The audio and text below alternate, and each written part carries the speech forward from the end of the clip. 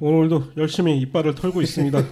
이 들으시는 분들이 얼마나 좋아하실지 모르겠지만 어쨌든 저항을 상징했던 락 음악을 다룬 영화들 2부 시작하겠습니다. 스탠리 형님 2부 첫 번째 영화 또 뭘 준비하셨나요? 락이 또 저항의 상징이라고 얘기를 하는데 요즘에는 왜 우리나라도 그렇고 외국도 그렇고 락이 옛날만큼은 저항의 색깔이 탈색됐을까 하는 생각을 하면은 최근에 이제 힙합이 이제 그런 것들 많이 이제 좀 가져갔죠. 그렇죠.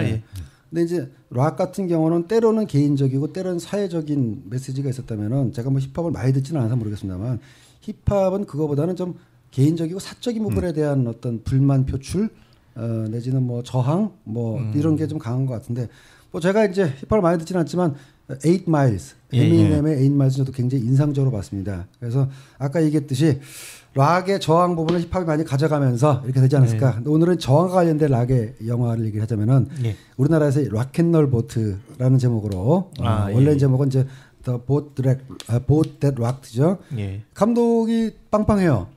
그 마이클 커티스. 마이클 커티스가 아니라 리처드 커티스입니다.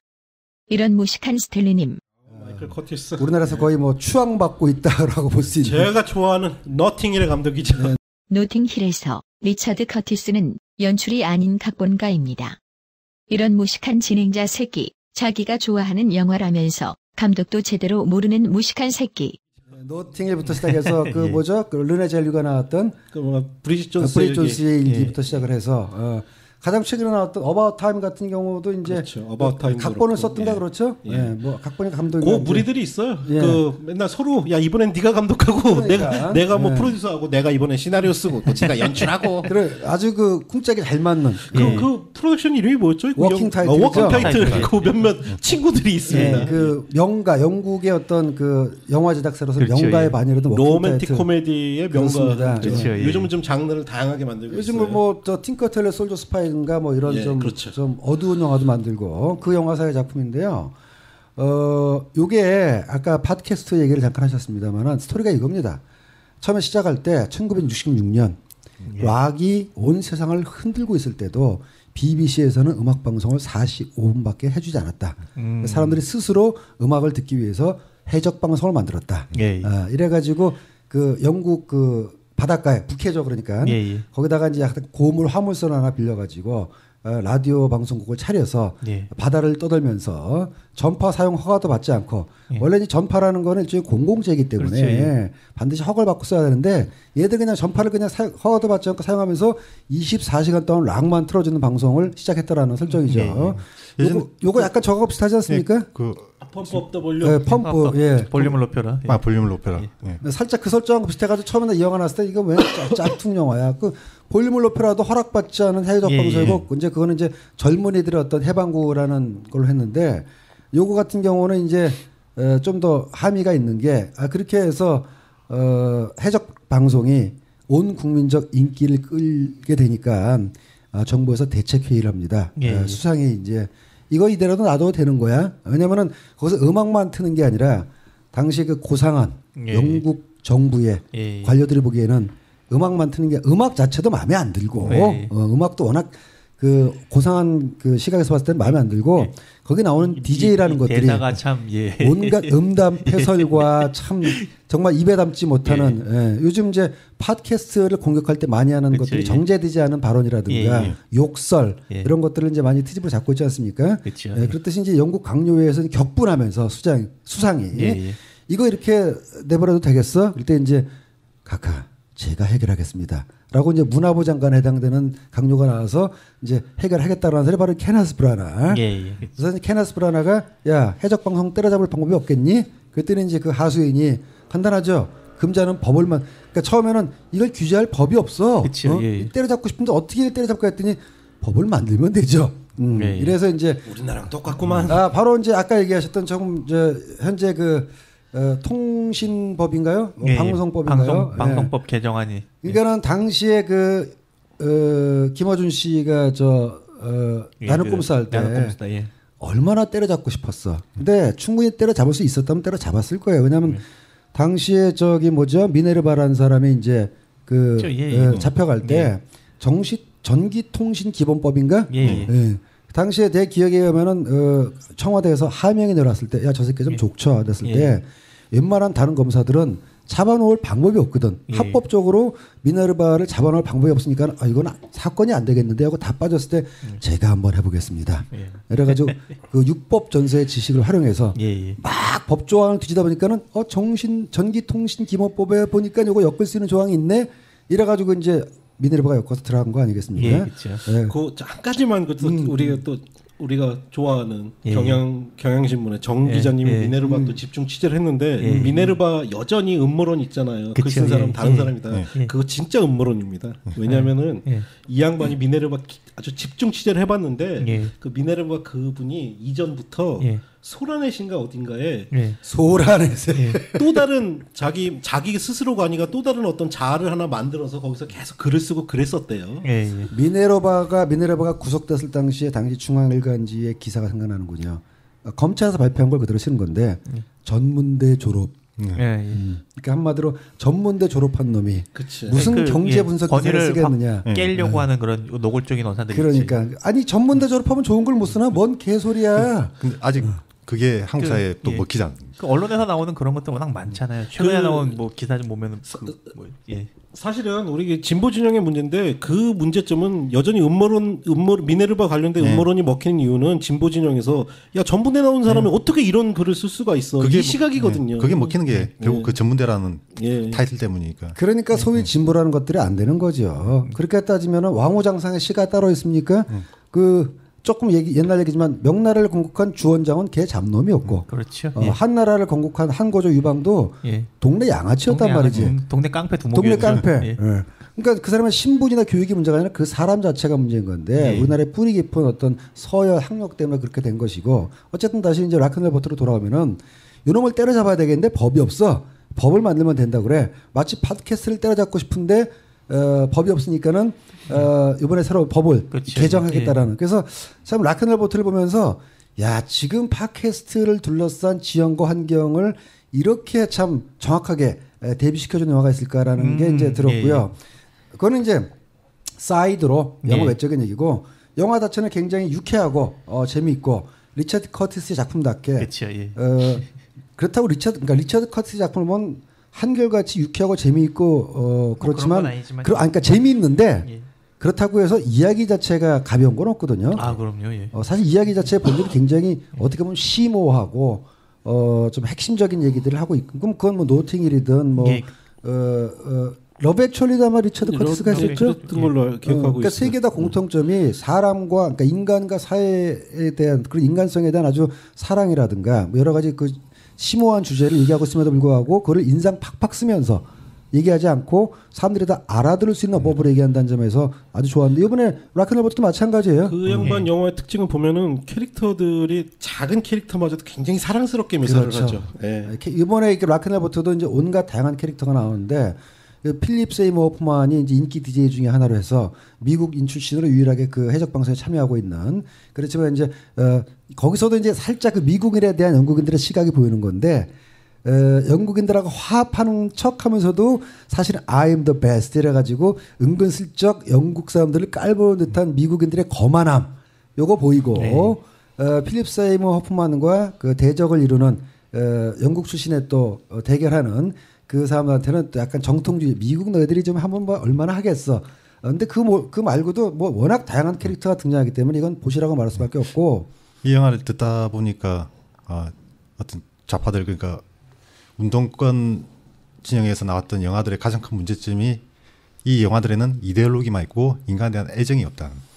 그러니까는 영화를 만들 때 말이죠. 메시지를 생각하는 뭐 영화인들이 많이 있고 당연히 이제 메시지도 있어야 되죠. 근데 우리 지난번에 얘기했지만 메시지를 앞세우면은 영화가 재미없어질 수밖에 없는데, 항상 그런 이데올로기적인 메시지를 앞세우려고 했기 때문에 이제 문제가 되는 거거든요.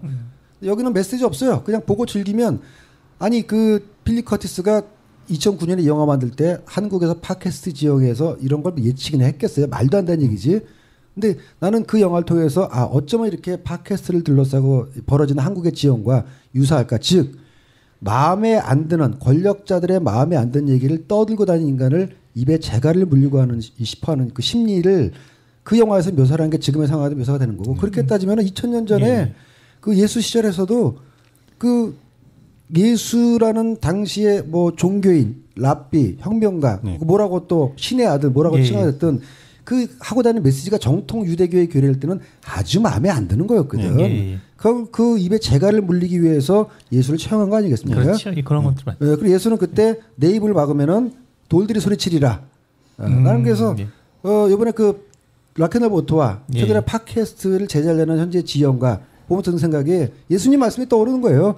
너희들이 우리를 잠잠하게 한들 돌들이 소리칠 것이다. 어떤 식으로 막아도 하게 돼 있고, 그다음에 이제 음악을 좋아하는 사람에서는 이 잠깐 영화에서 제가 들어가면 여기서 이제 이 영국 같은 경우 이 딱 보면 프리스타일 방송 여기 하는 게 약간 팟캐스트 그런 게 많잖아요. 공동체 라디오 그런 느낌도 있고요. 영국이 현재 지금 영국이 이런 공동체 라디오 굉장히 활성화된 곳이거든요. 그렇죠. 전국적으로 거의 2천여 개 이상의 이런 작은 방송국이 있고. 지금 우리가 녹음하는 이런 그렇죠. 이런 방송 그걸 다 전파 가지고 있고 그래서 하는 곳들. 그러니까 현재 그런 지형이 됐기 때문에 사실 이런 영화가 나올 수 있는 배경도 있는 거고. 그리고 이 영화 스토리 자체도 실화의 근거로 한 걸로 알고 있거든요. 그렇죠. 그 역사가 반복되고 있는 거예요. 역시 음악 영화는 다 실화야.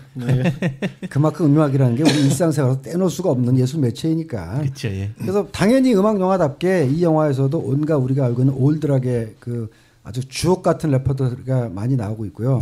뭐 올드락을 좋아하시는 분들이라면은 영화도 재밌지만 음악 자체를 듣는 재미가 이제 쏠쏠하기 때문에 가령 아까 얘기했던 더 로즈의 음악 같은 경우는 영화를 위해서 작곡했던 음악도 있지만 사실은 올드락을 리메이크한 건데 배트 미들러의 리메이크 버전이라면은 이 락앤롤 보트에는 오리지널 음악들이 계속해서 나오고 있기 때문에 이 OST 하나만 그냥 쭉 듣는 것만으로도 올드락의 향연을 즐길 수가 있습니다. 이 영화에 대해서 일단 여기까지만 얘기를 하죠.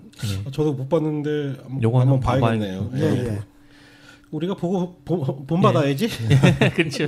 아니 그나저나 이제 구글이 본격적으로 팟캐스트 플랫폼 만든다고 그러는데 한편으로 걱정되기도 해요. 구글 아이팟 같은 플랫폼 만든다. 지금 현재 우리는 주로 팟빵 이용하고 있잖아요.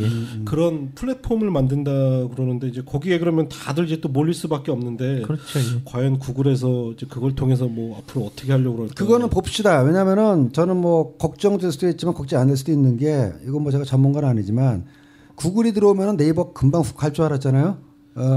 근데 어쨌든 뭐 아직까지는 포털 시장에서 네이버가 점유를 하고 있고 그렇지만 또 반대 현상이 일어난 게 그 광고하던 싸이가 페이스북 들어오면서 하루아침 훅 가는 거 보면은 뭐 어떻게 뭐가 지금 어떻다 말할 수가 없는 상황인 것 같아요. 오히려 지금 업계의 가장 큰 관심은 다른 얘기지만 넷플릭스가 들어옴으로써 기존의 IPTV가 어떻게 재편될 것인가가 가장 큰 관심사이죠. 현재 지금 국내에서는 뭐 넷플릭스 들어오는 게 얘기 많죠. 이번에 봉준호 감독의 차기작을 넷플릭스에서 메인 투자를 한다고 하지 않습니까? 공자였던가요? 옥자. 그것도 괴물 영화라면서요? 괴수 영화라고 알려졌는데 그렇지는 않을 것이다라는 게 이제 봉 감독의 얘기고.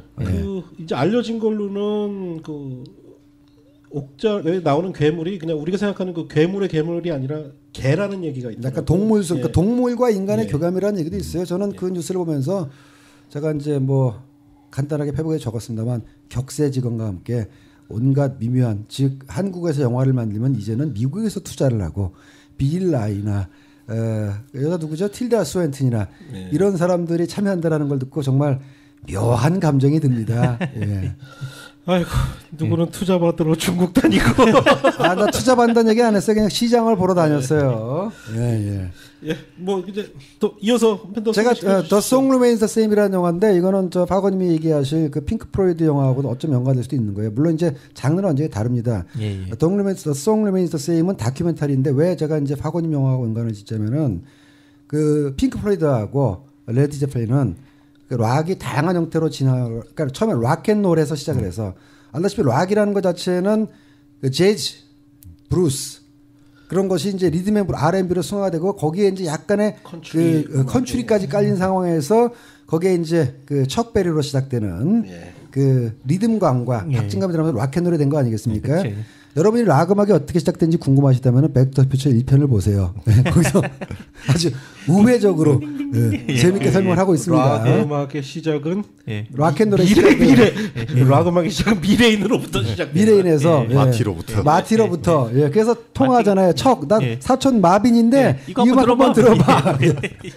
근데 그 락앤롤이 이제 여러 가지 또 분화 진화하면서 하드록, 뭐 프로그레시브 락, 아트락 뭐 이렇게 다양하게 진화를 하는데 이제 프로그레시브 락이라는 건 말 그대로 진보적인 락이라고 얘기했듯이 보통 락 음악의 어떤 뭐랄까 음악성을 좀 더 이렇게 고급화시키는 내지는 좀 메시지를 심도화시키는 연주 악기의 사용이라든가 연주 방법에서도 이제 좀 더 이렇게 높은 데를 지향하는 그렇죠. 이렇게 이제 이런 건데 그러면서도 어떤 프로그레시브 락은 너무 프로그레시브하다 보니까는 그 실력은 당연히 음악적 수준이나 성취도 굉장히 높지만 대중적으로 좀 멀어진 경우가 있는데 그렇죠.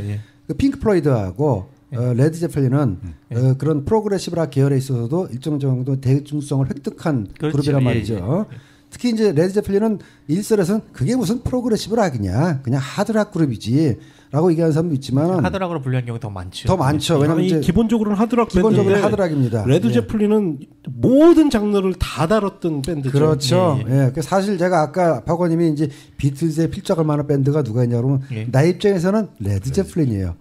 우리나라에서는 스테이어웨이 투 헤븐이라는 그 명곡 락 발라드로 알려져 있지만 사실 1집도 그렇고 2집부터 그 폴로타 러브라든가 뭐 데즈 앤 컴페스트 같은 음악을 들어보면 이거는 그냥 하드락이 아니거든요. 사이키델릭도 들어있고 프로그레시브 들어있고 오늘 소개하는 The Song Remains the Same이라는 영화는 그 레드 제펠린이 전성기 시절이던 1973년에 4집까지 발표를 하고 4집 다음에 이제 5집이죠. The Song Remains the Same이라는 음악까지 발표를 하고 미국 투어를 돌았을 때 그 매디슨 스퀘어 가든이라는 뉴욕에 있는 유명한 공연장입니다. 거기서의 공연 실황을 담은 다큐멘터리예요. 그러면은 그냥 뭐 이게 음악 공연 실황을 담은 다큐멘터리라고 생각할 수가 있는데 왜 제가 영화라고 언급을 하냐면은 이게 나중에 이제 OST가 나왔을 때 그러니까 음반이 공연 실황을 다룬 음반이 나왔을 때 보통 이 밴드의 공연 실황을 다룬 음반이 나오면은 라이브 앨범이라고 하거든요. 근데 이 The Song Remains the Same은 오리지널 사운드 트랙이라고 나왔습니다.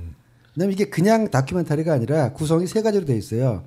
공연 자체를 찍은 라이브 기록, 그 다음에 이 밴드의 일상생활을 쫓고 있는 다큐멘터리, 그 다음에 밴드의 일상과 상관없이 약간 판타지적인 장면을 가미한 일종의 그 극영화적인 요소들, 일종의 그 하드데이 나이트.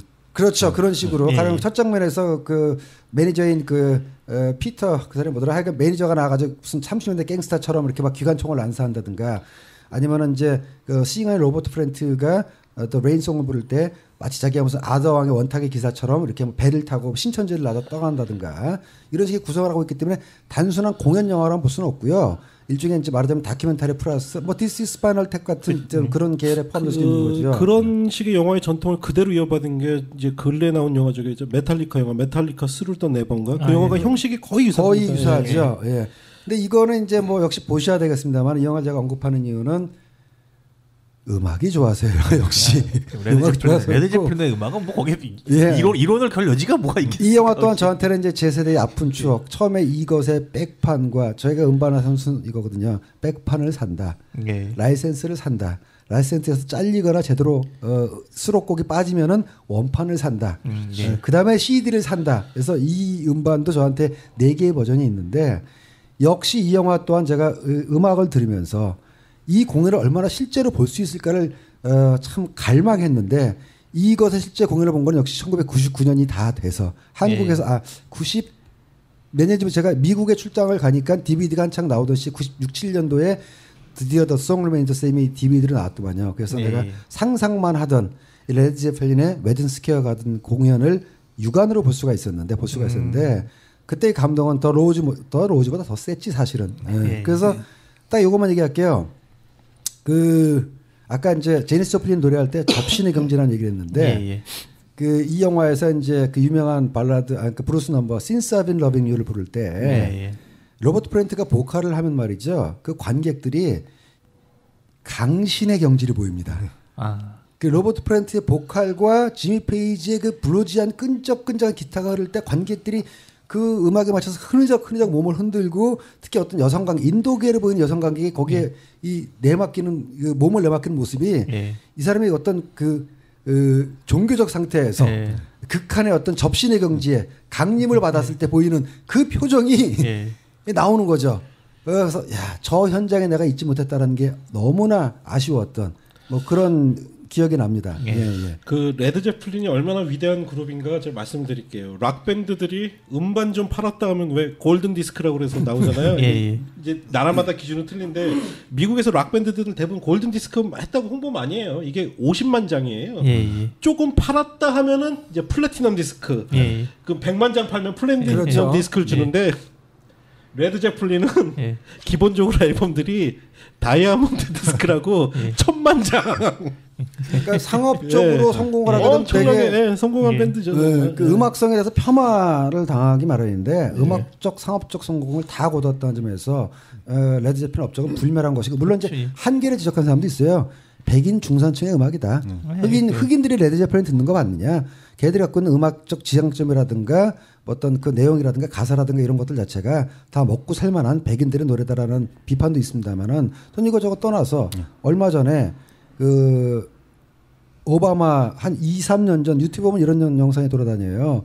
그 지금은 이제 존 버넘은 이제 죽었으니까 80년대 죽었으니까 불과 32살에 여러분 다 존 버넘보다 오래 살았으니까 아쉬워하지 마세요. 그 존 버넘 죽고 나서 한 2, 3년 전에 그 일종의 이제 명예 전당 비슷하게 이제 헌정하는 자리에서 그 살아남은 세 명의 그렇죠. 멤버들이 존 폴 존스, 그다음에 로버트 프렌트, 그다음에 이제 지미 페이지가 이제 2층에 앉아서 옆에는 이제 오바마가 앉아 있고 그들이 이제 훈장 같은 걸 딱 차고 앉아서 어떤 공연을 보냐면은 그 하트의 싱어였던 그 마라쿠다하고 불렀던 낸시 윌슨이 보컬을 하고 존 버넘의 아들이었던 제이슨 버넘이 드럼을 치고 스테이웨이 투 헤븐을 그 흑인 코러스가 연주하면서 말하자면 그 대선배들에게 헌정하는 장면이 있습니다. 거기 오바마와 뭐 미셸 오바마 온갖 그러니까 나 여기서 아니 그렇게 따지면 우리나라 조용필 형님이 만약에 공연을 한다면은 역대 대통령이 그의 어떤 문화적 업적에 경의를 보내는 자리가 되는 거나 마찬가지고요. 우리나라 대중문화인들 아직 그런 대접 못 받잖아요. 근데 그걸 딱 보면서 낸시 윌슨이 그 스테이웨이 투 헤븐을 열창하니까는 그 로버트 프렌트의 눈가가 촉촉해지는 거를 봤을 때 야 저런 대가들도 후배들이 자기를 위해서 헌사를 하니까 감동에 차는구나. 그걸 보고 내가 감동에 찼던 기억이 납니다. 그 낸시 윌슨 얘기 나왔으니까 낸시 윌슨 남편이 누군지 아세요? 아 알았는데 누구였더라? 그 바로 그 Almost Famous 만든 카메론 크로우. 카메론 크로우즈. 그래서 카메론 크로우의 영화 음악을 사실은 낸시 윌슨이 여기저기서 좋은 곡들 온 집안이 락 집안이구만요. 카메론 크로우야 무슨 중학생 때인가 그때부터 저 롤링스톤즈의 잡지 그랬었으니까. 근데 난 롤링스톤 잡지 말고 롤링스톤이라는 밴드에 대해서 얘기하자면은 우리나라가 롤링스톤에 그렇게 큰 인기가 없어요. 그렇죠. 그러니까 그렇다 음악성이 이제 뭐 떨어진 건 아닌데 근데 나도 롤링스톤 몇 번 음반 들어봤는데 그렇게 좋지가 않더라고. 그리고 가장 문제는 뭐냐 말이죠. 그래요? 저는 롤링스톤 정말 좋아하는데. 그러니까 나중에 왜 사람들이 롤링스톤을 좋아하는지는 알았어요. 그거는 사실 음악성도 음악성, 애티튜드 문제였던 거야. 롤링스톤가 보였던 음악 가사가 아까 했던 분출 얘기했잖아요. 좀 더 시원하게. 근데 왜냐면 난 롤링스톤스가 또 안 좋았던 이유 중에 하나는 결정적으로 믹 제거가 노래를 썩 잘한다는 생각이 안 들었어. 노래 정말 못해요. 그건 이제 인정합니다. 그러니까 로버트 프렌트를 들으면은 이 믹 제거는 비틀즈 멤버보다 노래를 못해요. 입만 크지. 뭐 저는 그랬어요. 그럼 원래 롤링스톤즈는 그 전략적으로 비틀즈랑 다른 방향으로 가기로 하고 좀 악동 이미지로 악동 이미지로 했었고 음악 장르 자체가 그 국내에서도 보면 이 R&B를 기반으로 한 하드락 자체가 사실은 크게 인기가 없어요. 그렇죠? 그런 경향이 좀 있어요. 좀 더 브루스해요, 그럼 롤링스톤은. 그 아시겠지만 레드 제플린 해체가 딱 그 존 보넴의 죽음을 이겨 해체된 거잖아요. 존 보넴이 80년대 죽고 그러니까 드럼 한 명 죽고 나서 바로 밴드가 해체된 케이스인데 아까 제가 소개드린 드물죠. 아까 제가 소개드린 거 이것이 스파이럴 탭이다 해서 사실 이걸 노골적으로 패러디를 하지요. 그 스파이럴 탭에 나오는 밴드의 드러머들이 정말 희한한 이유로 계속 죽어나가거든요. 아니 그래서 했었나? 팬들 중에서는 존 버넘 죽었다고 뭐 해체를 하느냐. 그때 뭐 커지 파이르라든가 막강한 드러머도 많이 썼는데 팬들이 요청을 많이 했어요. 근데 의리인지 뭔지는 몰라도 그냥 딱 깨끗하게 그냥 아싸 해체를 해버리더라고요. 그래서 또 전설로 남았을지도 모르죠. 그럼 그걸 이어받아서 아까 핑크 플로이드 프로그레시브라고 말씀드렸었는데 프로그레시브 락이 저도 굉장히 좋아해서 한때 많이 들었었는데 솔직히 말씀드리면 좀 재수없는 음악이에요. 잘난 척을 하지. 굉장히 난처를 많이 하거든요. 특히 프로그레시브 락은 어떻게 장르적으로 설명할 수는 없는데 재즈, 클래식 뭐 이런 모든 분야에서 영향을 받아서 사실 뭐 메시지보다는 연주력으로 좀 승부하는 부분이 있어요. 프로그레시브 아트락이라고도 하기도 아트락이라고 하고, 부르기도 하고 가사도 적거나 애매한 굉장히 추상적이고 관념적인 연주 위주의 음악을 많이 하기 때문에 그러니까 이제는 그 카멜 뮤직비디오 보면 딱 노래가 이렇게 나오는 와중에 여성 한 명이 왔다 갔다 왔다 계속 끝까지 뭐 전영화 실험 영화적인 어떤 그렇죠. 느낌도 전위적인 나고. 음악. 그런 이제 너무 연주력이나 그런 것들에 대한 오히려 반발 때문에 나중에 결국은 이제 펑크를 제가 그렇죠. 사실 이제 그 말씀을 그런 것들이 드리려고 나오는 그런 건데 거지. 그래서 어떻게 보면 프로그레시브 락이 비난받아야 되는 것 중에 하나가 이 메시지가 약한 부분이 있습니다. 지나친 엘리트주의 어떤 사회적인 부분 이런 것보다는 주로 뭐 신화를 다루거나 우주를 다루거나 이런 부분들을 많이 다뤘는데 그나마 사회적 메시지를 많이 다뤘던 밴드가 바로 핑크 플로이드죠. 그렇습니다. 뭐 어떤 자본주의에 대한 꾸준한 비판도 그렇습니다. 좀 했었고 근데 그런 핑크 플로이드의 어떤 사회적 메시지를 극대화시키는 음반이 바로 그 명반 더 월이죠. 월. 뭐 워낙 유명한 음반이라 핑크 플로이드는 뭐 더 이상 설명이 필요 없을 것 같고 이 월을 영화로 만들었어요. 저는 뭐 역사상 가장 위대한 락 오페라라고 생각을 합니다. 이 영화야말로. 또는 뮤직비디오 무비. 뮤직비디오 무비이기도 하고 핑크 플로이드의 월 음반을 그대로 뭐 처음부터 그 뭐 2장짜리 음반인데 영화 속에 그대로 삽입하고 심지어는 음반에 없는 오리지널 곡까지 삽입해서 알란 파커 감독이 연출을 했습니다. 알란 파커 감독은 미드나잇 익스프레스, 페임, 버디, 엔젤 하트, 코미트먼트, 미시시피 버닝 같은 작품들을 많이 만들었는데 굉장히 무시당하고 저평가받고 있는 감독입니다. 실력에 비해서. 실제 한때 미국 영화 감독 사전에 또 이름도 못 올랐다는 이야기도 제가 들은 기억이 나요. 알란 파커 영화들을 쭉 보면 아시겠지만 영화 굉장히 재밌거든요. 재밌어요. 그리고 일관되게 좀 통하는 부분도 있고 주로 이게 그 알란 파커가 그런 비난들을 많이 받았어요. 이 역할이 뭐냐? 미드나잇 익스프레스에서는 올리버 스톤의 대본이 다 살렸지. 네 영화가 한 게 뭐냐라는 것도 받았었고 사실 버디 같은 영화는 엔딩 부분이 너무 황당하다는 지적을 굉장히 많이 받았었거든요. 그렇죠. 근데 알란 파커 감독 보면 음악들 진짜 잘 씁니다. 미드나잇 익스프레스는 그 유명한 조르지오 모르도 했었고 페임은 그 유명한 뮤지컬이죠. 그렇죠. 또 페임에서 우리가 빼놓을 수 없는 장면이 페임에서 바로 그 로키호러 피처쇼에 공연하는 장면도 등장하죠. 그리고 버디는 바로 그 제너시스의 피터 가브리엘이 음악을 맡기도 했고 코미트먼트야 뭐 아예 노골적인 음악 영화 자체. 대놓고 음악 영화죠. 그러니까 음악을 굉장히 잘 쓰는 감독인데 이 핑크 플로이드의 월을 이제 그 컨셉을 그대로 살려서 영화를 만들었습니다. 내용은 뭐 핑크 플로이드 월의 내용 그대로 전쟁에서 아버지를 잃고 학교에서 통제하던 교육을 받고 심지어 어머니마저 이 자식의 마음속에 벽을 만드는데 어머니가 오히려 동조를 해요. 거대한 압력 내지는 그렇죠. 어떤 벽같이 상징되는 존재죠. 이런 마음속에 벽을 세운 핑크라는 락커가 결국은 나중에 파시스트가 되고 밥 겔더프. 그리고 그 이후에 자기 마음의 벽을 부수는 내용이죠. 여기서 그 주인공 핑크를 연기했던 밥 겔더프는 결국 나중에 80년대 위대한 업적을 세우죠. 바로 그 라이브 에이드의 창시자라고 할 수 있죠. 이 영화에서도 아주 훌륭한 연기를 보여주는데 핑크 플로이드의 더 월은 음악이 워낙 훌륭해요. 음악도 훌륭한데 더 중요한 건 거기에 정말 비주얼을 멋지게 입혔죠.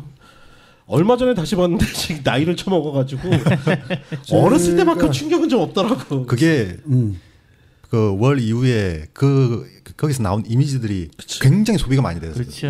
그 유사한 것들이 많이 나온 바람에 만들어내고 특히 그런 어렸을 때 봤을 때는 그 아이들 그 어떤 그 통제화된 교육을 시키는 아이들 일렬로 줄 세워서 어려다 브레이더 파트 소세지 만들고 그 아이들이 소세지 만들고 소세지로 만들어지고 또 그 애니메이션 같은 분도 굉장히 충격적이죠. 그러니까는 이제 여성의 음부를 이렇게 은유적으로 표현하기도 하고 꽃이. 그러니까 이제 그 애니메이터가 무슨 스카프인데 내가 이름이 생각이 안 나는데 그래서 아까 알란 파커 얘기할 때 월은 애니메이션이 살렸지 알란 파커가 뭐 한 게 뭐인지 그런데 그렇지는 않습니다. 왜냐하면 애니메이션 파트가 아닌 부분도 굉장히 훌륭하고요.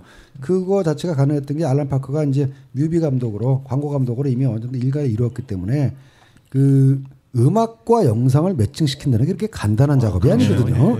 근데 음악 하나, 그러니까 영상 하나하나가 음표처럼 작용을 한다는 점에서 제가 또 이제 연식 얘기를 살짝 또 연식에 들어간 얘기를 하자면은 이 어너더 브레이킹 더 파트 2가 앨범이 나오면서 싱글 커트 돼가지고 그렇죠. 전 세계로 히트를 치니까 놀랍게도 차트 1위까지 오르고 우리나라에서도 잠깐 잠깐 방송을 했었습니다. 80년 당시에. 뭐 우리나라 같은 경우는 빌보드 차트에 민감할 때니까 미국에서 히트하면 우리나라에서 방송을 하기 시작했고 우리나라에서 올라가려는 그 순간에 바로 사라졌어요. We don't need education. 교육은 필요 없어요. Hey teachers, leave us alone. 뭐 우리 이런 꼰대 우리를 내버려 이게 통할 리가 없지 않습니까? 그래서 바로 우리나라 방송에 사라지는 상황에서 나는 당연히 핑크 플로이드의 맛을 좀 알고 있던 상황인데 형님들 덕분에 타임 뭐 위시 유어 이런 거 들으면서 아 핑크 플로이드가 새로운 앨범을 냈구나. 더 월이라더라. 그래서 그 즉시 청계천에 가서 백판을 사가지고 월을 들였죠. 당연히 해적판 백판을 사는데 그때는 이제 백판 자켓이 이렇게 좀 좋지 않았어요. 그래서 듣다가 이런 음반은 역시 원판은 라이센스는 도저히 나올 수가 없는 상황이었어요. 음악 자체가 금지됐기 때문에 한국에서 라이센스를 한동안 뭐 10몇 년, 80년대 후반까지 못 나왔고 그 79년, 80년 당시에 이 핑크 플로이드 월을 제대로 들으려면은 눈물을 머금고 원판을 사야 되는 원판을 사려면 명동 광화문에 있는 그 예음사라든가 일부 음반가게 가서 당시 원판 가격이 이제 싱글은 4,000원. 그다음에 이렇게 2장짜리는 6,000원, 8,000원이란 말이죠. 엄마한테 전과 그 참고서를 몇 달, 그러니까 그 참고서 값을 한 거의 반학기를 삥을 쳐서 모아놔야만 살 수 있는 상황인데도 불구하고 월을 제가 이제 원판을 사가지고 자켓을 딱 뜯었는데 열리는 순간 그 애니메이션이 이제 나오는 거죠. 그렇죠. 자켓 안에 애니메이션 나온 거죠. 그리고 이제 원판을 딱 꺼내면은 미국에서 나온 원판 특유의 묘한 그 냄새가 있어요. 그 비닐 냄새. 그 거기서 나오는. 그리고 이제 당시에 별로 좋지 않았던 그럭저럭 들만했던 우리 집에 턴테이블에 걸면서 그 이 앨범 자체가 말이죠. 컨셉 앨범이에요. 그러니까는 막 이런저런 음악을 각기 다를 때 작곡해가지고 나중에 합쳐서 앨범으로 만든 게 아니라 단일한 기획 의도하에서 스토리텔링을 짜가지고 만든 음악이고 이 음악을 들으면서 영화 장면을 상상했는데 실제 영화는 몇 년 뒤에 나왔잖아요. 그 영화 당시에 또 당연히 불법이었기 때문에 제가 대학생이었는데 가장 많이 들었던 것이 피카디리 극장 옆에 있던 SM이라는 레스토랑이 있었습니다. 거기서 이거에 SM이에요. 손가락에 있는 표시인데 그 레스토랑에서 틈만 나면 그 프로젝션 TV로 이거를 보여줬습니다. 저는 이 월을 보기 위해서 SM을 갔던 죽돌이를 했던 기억이 나네요. 충격적이었어요. 저도. 부산 같은 경우에는 이제 서울은 이제 원판 늘고 있겠죠. 부산은 일본하고 밀접했으니까. 그렇지. 일본판을 일판도 보수동 책방 골목에 가면 일본 그 책과 음반만을 파는 가게들이 쭉 있었어요. 아니 가격도 싸고 더 좋지 않았나? 그러니까 그 당시 수익 경로들이 보면 비행기로 인천공항을 오는 게 아니라 배로 부산으로 와서 부산에 먼저 뿌리고 다시 올라오는 형태였어요. 그래서 오히려 더 빨랐어요. 서울보다. 먼저 접하는데 이게 문화가 서울보다 좀 증세되어 있는 상태다 보니까 부산에서 먼저 한번 치고 서울 올라가서 서울에서 흥행하면 다시 내려오는 형태로 그러니까 그렇게 진행이 됐어요. 옛날에는 대마도에서 방송하는 일본 공중파도 부산에서 안테나 잡히고 그러니까는 부산은 친구들이 내가 듣도 보도 못한 걸 얘기했을 때 야 너가 어떻게 봤냐 우리 일본 방송 나와 굉장히 부러웠던 기억이 납니다. 저는 주로 백판사로 청계천 많이 다녔었어요. 청계천하고 낙원상가 가다가 맨날 이제 끌려가지고 야 너 돈 있어? 그럼 이거 테이프 사. 막 이런 형들한테 걸려가지고 들어보면 아무것도 없는 거. 들어보면 바둑 교실 나오고 이러는 거. 진짜 뽀뽀뽀가 녹화되는 뽀뽀 테이프 산 적도 있었어요. 저도. 그 골목을 한번 끌려가면은요 안 사고는 못 나오는 게 안 살려고 하면 갑자기 인상이 딱 바뀌면서 뭐 장난하는 거야 지금? 야 니네들 일리 좀 와봐라. 막 이러고 막 다른 사람들 부르고. 제가 훈련소 했을 때 받았던 쫄따구가 바로 그 청계천에서 테이프 팔던 놈이라 가지고 군대에서 하여간 그 월 자체는 굉장히 그 말하자면 그 로저 워터스 이 앨범을 주도적으로 만들었고 작사 작곡을 거의 대부분의 곡을 작사 작곡했던 로저 워터스의 자전적인 이야기고 드라마가 있어요. 그래서 그 벽이 상징하는 바가 말하자면 이제 학교의 제도적 교육, 뭐 정부, 관료 이런 것들을 상징하고 있는 거죠. 그래서 그 실제 이 핑크 플로이드의 더 월은 베를린 장벽이 무너졌을 때 기념 공연을 하기도 했었죠. 또 어나더 브레이크 인 더 월은 요즘 영화 관객들한테는 조금 익숙할 수도 있는 게 그 유명한 패컬티에서 리메이크돼서 패컬티도 내용이 비슷하잖아요. 선생님들이 선생님들이 학생들을 숙주로 만드는 거기서도 선생님들을 비판할 때 음악이 나오기도 했습니다. 사실 소문으로 끝나고 말았는데요. 그 더 월 베릴 라이브를 하고 나서 얼마 있다가 예. 로저 워터스가 자기 밴드를 가지고 한국에 와서 예. 판문점에서 공연한다는 소문이 있었어요. 아 맞아요. 아, 예, 예. 지구상에 유일하게 남은 분단 국가인 예. 판문점에서 예. 공연을 한다. 근데 여러 가지 이유 때문에 안 되고 그로부터 몇 년 있다 결국은 로저 워터스가 오긴 왔는데 잠실 운동장에서 예. 이제 별도의 공연을 했었죠. 그래서 핑크 플로이드 해체 이후에 로저 워터스는 계속 이제 공연했는데 제가 예. 요 말만 하고 싶은데 그러니까 핑크 플로이드가 어떤 밴드냐 가지고 얘기할 때 뭐 거기 뭐 로저 워터스 말고도 뭐 멤버들이 다 있지 않습니까? 그리고 로저 워터스가 나간 다음에도 나머지 멤버들은 핑크 플로이드라는 이름으로 계속 활동을 했었고요. 산 기자가 로저 워터스한테 지금도 활동하고 있죠. 지금도 활동. 예. 지금은 다시 좀 화해했나 봐. 나중에 보니까 같이 공연도 하고 그러는데 한동안 원수처럼 지냈거든요. 그때 기자가 물어봤대 로저 워터스한테 당신이 해체하고 나서도 핑크 플로이드가 계속 활동을 어떻게 생각했더니 로저 워터스가 I am the Pink Floyd. 아 그렇죠. 예. 그리고 까지 말라 여기 속되게 말하면 예. 지금은 화해한 것 같아요. 근데 이후에도 그 이제 로저 워터스가 나가고 나서 이제 기타리스트 데이비 길모가 거의 이제 주도권을 쥐고 훌륭한 음반들 많이 만들었어요. 그럼요. 이후에도. 예. 예. 그래서 이제 어쨌든 핑크 플로이드의 가장 그 주도권을 줬던 건 로저 워터스 시절의 음악이 훌륭했던 것 같아요. 맞습니다. 그래서 어쨌든 지금 핑크 플로이드의 더 월은 모든 하여튼 그 경계가 무너지는 거에 대표적인 상징적인 걸로 남아 있죠. 그렇죠. 여전히. 예. 하지만 영상은 굉장히 충격적입니다. 한번 꼭 보시기 아직도 안 보신 분들은 보시길 바라고. 안 보신 분들은 한 번 정도 보면은 보시면 좋습니다. 음악이 좋아요. 그리고 일단 음악이 너무 좋죠. 예.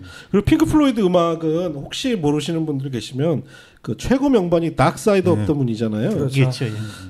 그 음악을 들어보시면 기억나세요? 예전에 거기 나왔던 노래 우리나라 기생충약 광고 BGM으로 쓰이고 막. 타임인가요 그러면? 예. 아니면 뭐 타임 말고 머니. 아니 그 뭐였더라? 아니 너 곡이 뭐 기억 안 브리드 나네. 인디에 뭐 여러 가지 있는데. 예. 그리고 이제 하여튼 그 굉장히 무슨 수사물 수사반장인가 뭐 이런 드라마에 많이 쓰이고. 그게 이제 그게 긴장감 넘치잖아요. 그 시계가 그러니까는 브리드에서 다크사이드 그러니까 타임으로 넘어가기 전에 예. 그 브리드 그쵸, 파트가 예. 이제 막 나오면서 똑딱하면서. 하면서 이제 그게 빨라져서 그러면서 그 소절을 효과음으로 굉장히 연극이나 이런 데서 효과음으로 굉장히 많이 썼어요. 타임 나오기 직전에 굉장히 나오는. 익숙한 음반 예. 음원들이 많이 담겨 있죠. 그때는 뭐 저작권 개념 없이 막 쓸 예, 뭐 때니까. 그냥 뭐 이제 참고로 하면 그때 이 다크 사이드 오브 더 문 이걸 앨범 엔지니어 했던 사람이 앨런 파슨스. 앨런 파슨스. 예. 예. 그 유명한 앨런 파슨스 프로젝트라는 그렇습니다. 프로그래스 밴드로 예. 유명한데 이 사람이 아주 잘 아시겠지만은 비틀즈 최고 명반 세인트 페퍼스 로니 하트 클럽 밴드도 역시 프로듀서 앨런 엔지니어였던. 엔지니어였거든요. 역시 최고의 엔지니어가 만든 작품이라서 뭐 다르긴 한 것 같아요. 예, 그리고 이제 핑크 플로이드와 연관해서 말씀드리겠습니다. 핑크 플로이드를 아주 재수 없게 생각하는 한 인간이 있었어요. 누가 감히 그래서 티셔츠를 I hate Pink Floyd라는 티셔츠를 입고 다니다가 발탁이 돼서 가수가 된 사람이 있습니다. 그게 바로 누구냐? 섹스 피스톨스의 리더인 쟈니 러튼이죠. 그렇죠. 그렇죠. 이 당시에 사실은 그 펑크 음악 아까 그쵸, 그 예. 병자가 얘기를 했었는데 펑크 음악 자체가 기존에 잘난 체 하는 음악들 그쵸, 예. 이런 거에 대한 반감으로 시작된 감이 좀 있거든요. 예. 그래서 그 펑크의 어떤 시초를 알린 밴드가 바로 섹스 피스톨. 섹스 피스톨스. 여전히 펑크의 화신과 같은 뭐 그룹이죠. 그렇죠. 예. 참 노골적이다 밴드 이름이. 예. 그 이 섹스 피스톨스의 또 다른 얼굴 마담이었던 시드 비셔스의 불운한 삶을 다룬 영화가 있죠. 우리나라에서는 컬트 영화로 유명해요. 예. 바로 시드와 낸시. 예. 저는 이 영화 아까 그 초반에 소개했던 러브 앤 머시가 역사상 가장 재능 있는 아티스트를 다룬 영화라면 예. 전 시드와 낸시는 역사상 가장 재능이 없었던 아티스트를 다룬 영화라고 과감히 소개해드리겠습니다. 음악 실력보다는 행동으로 더 예, 예. 알려졌어요. 사실 펑크를 우리가 얘기할 때 그냥 뭐 3코드 가지고 대충 연주하면 나오는 곡들이라고 얘기들을 그렇게 많이 하죠. 폄하를 많이 하죠. 그리고 실제로 그런 곡들을 섹스 피스톨스가 연주를 많이 했어요. 코드 3개 가지고. 예. 물론 이제 그 이후에 나왔던 더 크래쉬 같은 밴드는 뭐 굉장히 음악적으로도 훌륭하지만 예. 그만큼 사실 펑크는 음악성도 있지만 어떤 애티튜드 아까 말씀드린 애티튜드, 예. 태도, 예. 외모 이런 거에 많이 신경을 썼던 음악이기도 해요. 그 시드 비셔스는 어떻게 섹스 피스톨스의 멤버가 됐느냐? 섹스 피스톨즈의 공식적인 베이시스트입니다. 베이스 연주자인데 중요한 건 시드 비셔스가 베이스 못 쳐요. 예, 못 쳐요. 예. 그리고 밴드 가입을 시키면서 드러머가 누가 베이스를 가르쳐줬는데 너무 못 치는 거야. 그래서 어쩔 수 없이 음반 녹음할 때도 딴 사람이 와서 쳐주고 심지어 공연할 때도 시드 비셔스는 이거 그냥 행동만 하고 무대 뒤에서 딴 사람이 베이스로 연주를 했대요. 진정한 에어기타야. 진짜 한심하구만. 근데 시드 비셔스가 이렇게 밴드 멤버가 될 수 있었던 건 유일하게 하나 잘생겨서. 근데 이 시드 비셔스가 굉장히 유명한 게 있죠. 굉장히 독한 마약쟁이로 유명하죠. 그러면서 연인 낸시 스펑겐을 만나게 되는데 이 낸시 스펑겐은 흔히 얘기하는 이제 미국 그 섹스 피스톨스는 영국 밴드잖아요. 근데 이 낸시는 미국에서 이 밴드를 따라와 영국까지 온 흔히 얘기하는 그룹이에요. 우리말로 하면 빠스니. 예. 그래서 이 둘이 만나서 아주 격정적인 사랑을 나누죠. 그러다 보니까 이 시드 비셔스가 워낙 개망난이에요. 그러다 보니까 맨날 마약만 하고 섹스에 빠져 있고 마약 빠져 있고 이러다 보니까 음악을 잘하는 것도 아닌 놈이. 음악을 잘하는 것도 아니고 그러다 보니까 밴드 생활에 이제 좀 소홀히 하게 되고 결국은 이제 섹스 피스톨즈에서 거의 빠지는 지경에 이르죠. 근데 시드 비셔스가 굉장히 불운한 인물이기도 합니다. 이 시드 비셔스한테 마약을 가르쳐준 사람이 누군지 아세요? 친엄마입니다. 친엄마. 엄마가 마약 너 이거 좀 맞아봐 이거 괜찮은 거야 하면서 어렸을 때부터 굉장히 어린 나이부터 마약 중독이 됐었고 이 시드와 낸시가 영화가 유명해진 건 바로 이 실제 시드 비셔스와 그 연인 낸시 스펑겐이 살해를 당했죠. 칼에 맞아 죽었죠. 근데 그래서 범인으로 바로 그날 밤 방에 같이 있었던 시드 비셔스가 지목이 됩니다. 실제 시드 비셔스는 아침에 일어나서 마약에 취해서 기억도 못하고 있는데 낸시 스폰겐이 칼에 맞아 죽어 있는 거예요. 그래서 경찰에 신고를 하죠. 낸시가 죽었다고. 근데 경찰이 와서 조사를 하는데 시드는 난 아무 기억도 없다. 그래서 결국은 살인범으로 지목이 돼서 수감까지 됩니다. 근데 실제로 정말 꿀꿀한 얘기네요. 네, 여전히 낸시를 누가 죽였는지는 진실은 아직도 안 밝혀지고 있어요. 그리고 이 쟈니 같은 경우에는 이 영화를 보면 이 영화에서는 시드 비셔스가 그냥 약에 취해서 서로 너무 막 몸싸움을 하다가 실제 칼을 찌르는 장면까지 보여줘요. 근데 이후에 이 쟈니 러튼 섹스 피스톨즈 리던 이 영화를 보고 판타지다 말도 안 되는 영화다라고 했고 이 정황이 있어요. 시드가 정말 이 낸시를 죽였을까? 근데 그날 이 둘이 묵었던 호텔에 마약상들이 자주 드나들었대요. 그러면서 꼭 시드 혼자서 죽일 만한 상황은 아니었다라고 지금은 밝혀지고 있는데 어쨌든 이 둘은 아주 극단적인 마약에 빠지고 또 서로의 사랑에 탐닉하다 보니까 극단적인 결말을 맞이하게 되죠. 근데 불행한 건 이 낸시가 결국은 낸시 사건 때문에 살해범으로 몰린 시드 비셔스가 이렇게 보석금을 내고 출소를 해서 며칠 만에 죽습니다. 왜 죽느냐? 엄마가 출소 기념이라고 마약을 또 놔줘요. 결국은 그 마약에 의해서 사망하게 됩니다. 그래서 영화 우리가 정말 극적인 영화적인 삶을 살다가 간. 그래서 정말 재능 없는데도 불구하고 역사상 가장 유명한 아티스트 중에 한 명이 바로 이제 시드 비셔스죠. 그 저도 이거 오래간만에 영화 많이 봤는데 이 영화는 우리 때 워낙 유명했어요. 컬트 영화로 화제가 된. 알렉스 콕스의 리포맨하고 시드 비셔스는 꼭 봐야 되는 영화다. 그리고 또 국내에서도 VHS가 출시가 돼 있었기 때문에 정식 개봉 못했을 거야 아마요. 그런 영화들만 또 찾아다녔잖아요. 우리가 B급 영화, 컬트 영화. 저는 그래서 리포맨만 봤습니다. 리포맨만. 저도 이번에 다시 봤는데 그 아까 말씀드린 러브 앤 멀시를 영화를 보고 나면 너무너무 비치보이스의 그 음반을 듣고 싶어져요. 근데 시드와 낸시를 보고 나면 섹스 피스톨스의 음악을 듣고 싶은 생각이 없어져요.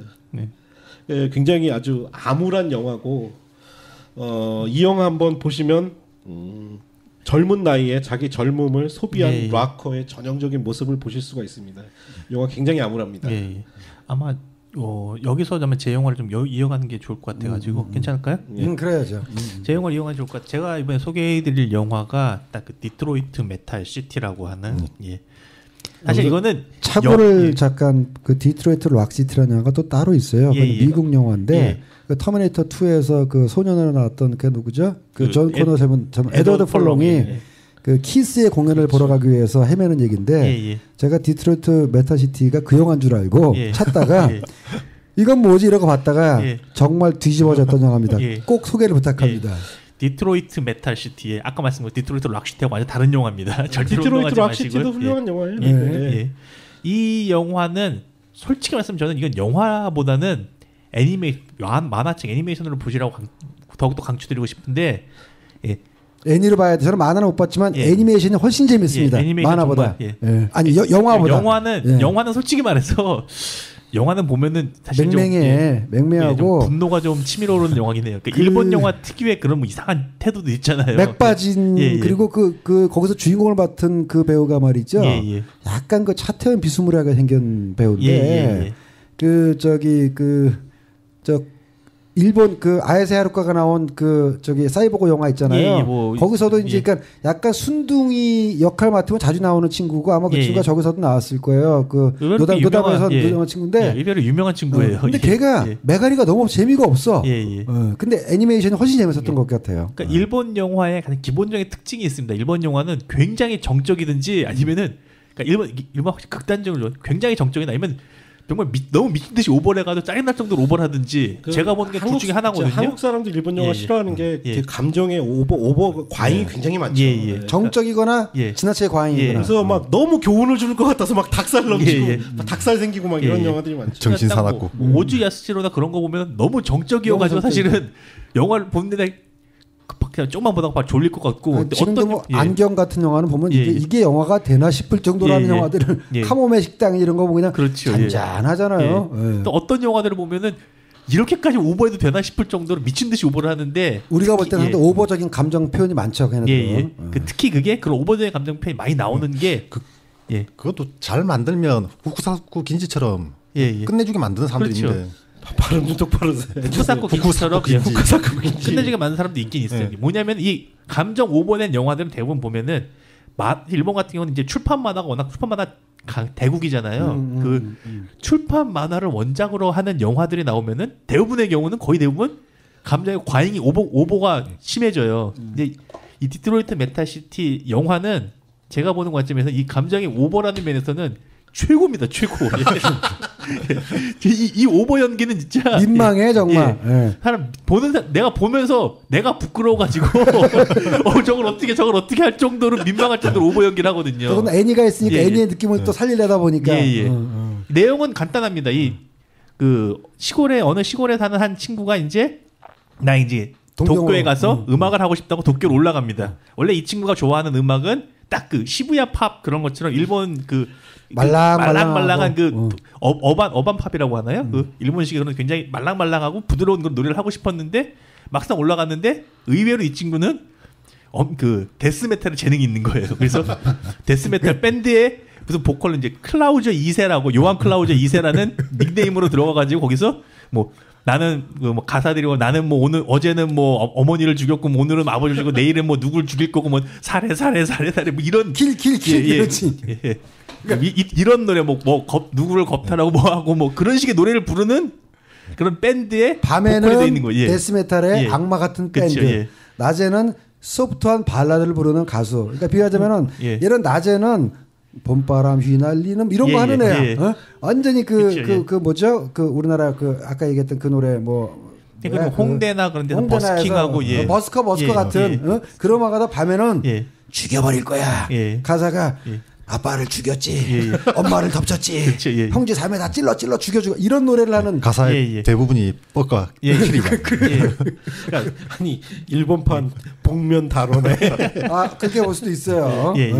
그런 친구인데, 그러니까 그러면서 그런 그 자기 이중 생활 속에서 괴로워하다가 뭐 여자친구를 만나게 되고 그래서 그 이중 생활을 하는 여자친구도 이제 그런 시부야 팝 같은 걸 좋아하는 친구예요. 그러니까 얘는 얘를 버스커로 알고 있는 거야. 사실은 여자친구는. 동네 그런 거 하는데 그런 와중에서 막 그 속에서 벌어지는 여러 가지 에피소드, 웃음, 뭐 그런 얘기들을 다루는 거거든요. 일종의 슈퍼히어로 영화구만.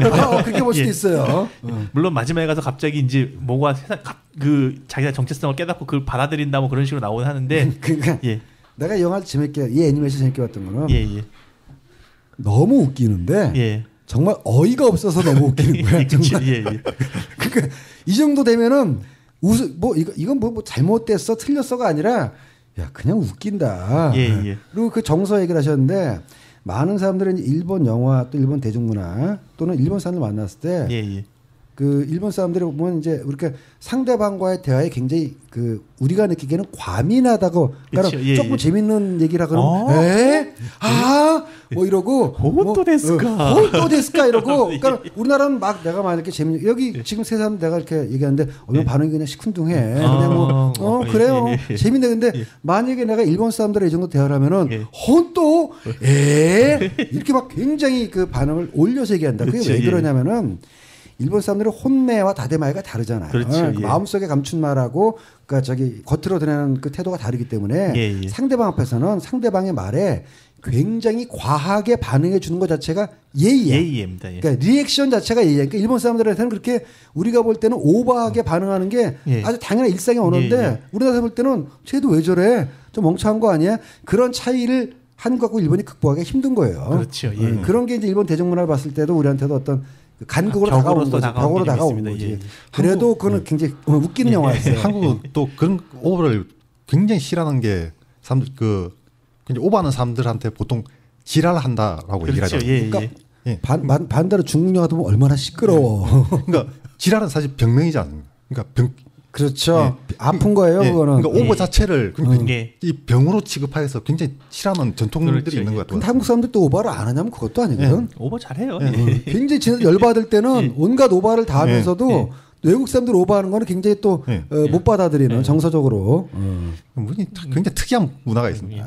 다시 영화 얘기로 좀 돌아가면은 그 영화는 사실은 아까 말씀드린 내용이 다고 영화보다 저는 애니메이션이나 또는 만화를 보라고 추천드리고 싶은데 애니메이션이나 만화 같은 경우는 그러니까 에피소드 단위로 이어져 있거든요. 그렇죠. 이 에피소드의 기본적인 웃음이 내는 코드는 겁니다. 아까 말씀드린 것처럼 두 가지 상반된 인격을 가지고 고민하다가 그 고민의 상황에서 막 극단 갈등이 치솟아 오르다가 갈등이 폭발하면은 원래 이 친구의 내면은 그 악마적 본성인 거예요. 그렇지. 그 악마적 본성이 폭발하면서 그러니까 폭주한다고 하죠. 막 폭주를 해가지고 뭐 갑자기 여자친구 치마를 확 들쳐버리면서 뭐 많은 사람들 앞에서 이걸 들쳐버린다든지 그런 식의 폭주를 하고 나서 나중에 끝나고 막 후회하고 괴로워하는 이게 바로 웃음 포인트거든요.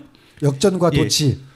이걸 가지고 정말 농담이 아니라 만화책이 총 10권인데 10권이는 모든 에피소드가 사실 이 프로세스로 모든 게 다 설명이 가능한 애니메이션도 10개가 나왔던가 그렇죠? 열 몇 개인가 있죠. 정주행 쭉 했습니다. 영화 보고 이건 뭐야 그러다 보니까 애니메이션이 있더라고요. 그래서 이제 애니메이션 정주행인데 영화보다 훨씬 재밌었습니다. 애니메이션으로 보십시오. 그게 애니메이션이 만화책은 원작이 없고 만화책이 원작입니다. 만화책도 만화책이 원작이고 그게 애니메이션화되고 영화까지 갔는데 영화는 확실히 이런 소재를 영화로 배우가 나와서 연기하는 거는 이제 좀 자제해줬으면 좋겠어요. 근데 그게 그래도 좀 재밌게 봤습니다. 뭐 재밌게 봤는데 그게 꼭 이 디트로이트 메타시티만의 문제가 아니고 아까 얘기했던 일본 영화의 일본 문화의 특성, 일본 민족사의 특성, 영화의 특성하고도 관련된 건데 잔잔한 영화, 뭐 심도 깊은 영화 또는 이렇게 마고반 영화 다 괜찮은데 그게 원작이 문학이든 뭐 만화든 일반 극영화로 가게 되면은 이상하게 정서가 달라지면서 아니. 우라사와 나오키의 20세기 소년. 그게 영화입니까? 아니, 그걸 어떻게 그렇게 만들 수가 있어? 기본적으로 우주자는 야마토도 그렇고. 그 영화는 그러니까 일본의 그런 만화를 원작으로 한 영화는 개인적으로 저는 그래서 정말 부탁드리고 싶은 게 만화를 원작으로 영화를 만들지 말아주세요라고 부탁하고 싶을 정도가 있어요. 올드보이가 이제 박찬욱 감독이 그거를 이제 히트시킨 다음에 일본에서 한동안 그 만화계에서 한국 원작 판권 팔지 말자. 그래가지고 올드보이도 거의 안 알려졌던 거를 헐값에 사가지고 칸네에서 상도 받고 대박을 튀기니까 일본 출판계에서 한국에 판권 팔지 말자. 아마 20세기 소년도 한국에서 몇 번 접촉이 갔는데 우리 거니까 우리가 하겠다고 했는데 그 딸을 만들면 차라리 봉준호한테 주지. 그 좋은 원작을. 그러니까 저는 그 생각이 들어요. 그거를 역설적으로 생각하면 우리나라가 영화 참 잘 만든 거예요. 그렇게 볼 수 있어요. 그러니까 나 일본 만화 출판들한테 얘기합니다. 애니메이션도 많고 뭐 TV 다 하시는데 영화 만들 때는 좋은 텍스트는 한국 감독들한테 주세요. 그리고 일본 영화계 자체가 정체가 50년대 이후로 기술적 수준이 거의 멈춰 있답니다. 정체된 상태이고 좋은 인력들이 영화계에 안 들어가는 거예요. 그러니까 저는 이제 그 생각도 나더라고요. 최근에 우리나라 웹툰 영화로 만든 것 중에 딱 일본의 냄새가 났던 게 패셔너? 패션왕 예. 결국은 그 정서가 잘 안 받아지더라고요. 그렇죠. 병맛을 이해하지 못하는 어떤 그런 문제도 있고. 영화 자체가 그냥 뭐 쫄딱 망했죠. 저는 그런 건 이제 만화로서 존재하는 텍스트가 존재한다고 생각하거든요. 개인적으로는. 이나중 탁구부 같은 거나 시가테라 이나중 탁구부는 만화로서만 존재할 수 있는 그렇죠. 거예요. 이나중 탁구부 뭐 멋지다 만화를 갖다가 그걸 영화로 만든다고 말이 돼요, 그게. 그건 한국에서도 안 돼, 그거는. 예, 그러니까 아무튼 그런 게 좀 있고 특히 디트로이트 메타시티 관해서 좀 제가 아까 그 펑크와 관해서 좀 연결해서 얘기하고 싶은 건 뭐냐면은 이 디트로이트 메타시티의 웃음이나 나온 것들이 보면은 이거는 아주 노골적으로 그러니까 이 얘기를 하고 있는 겁니다.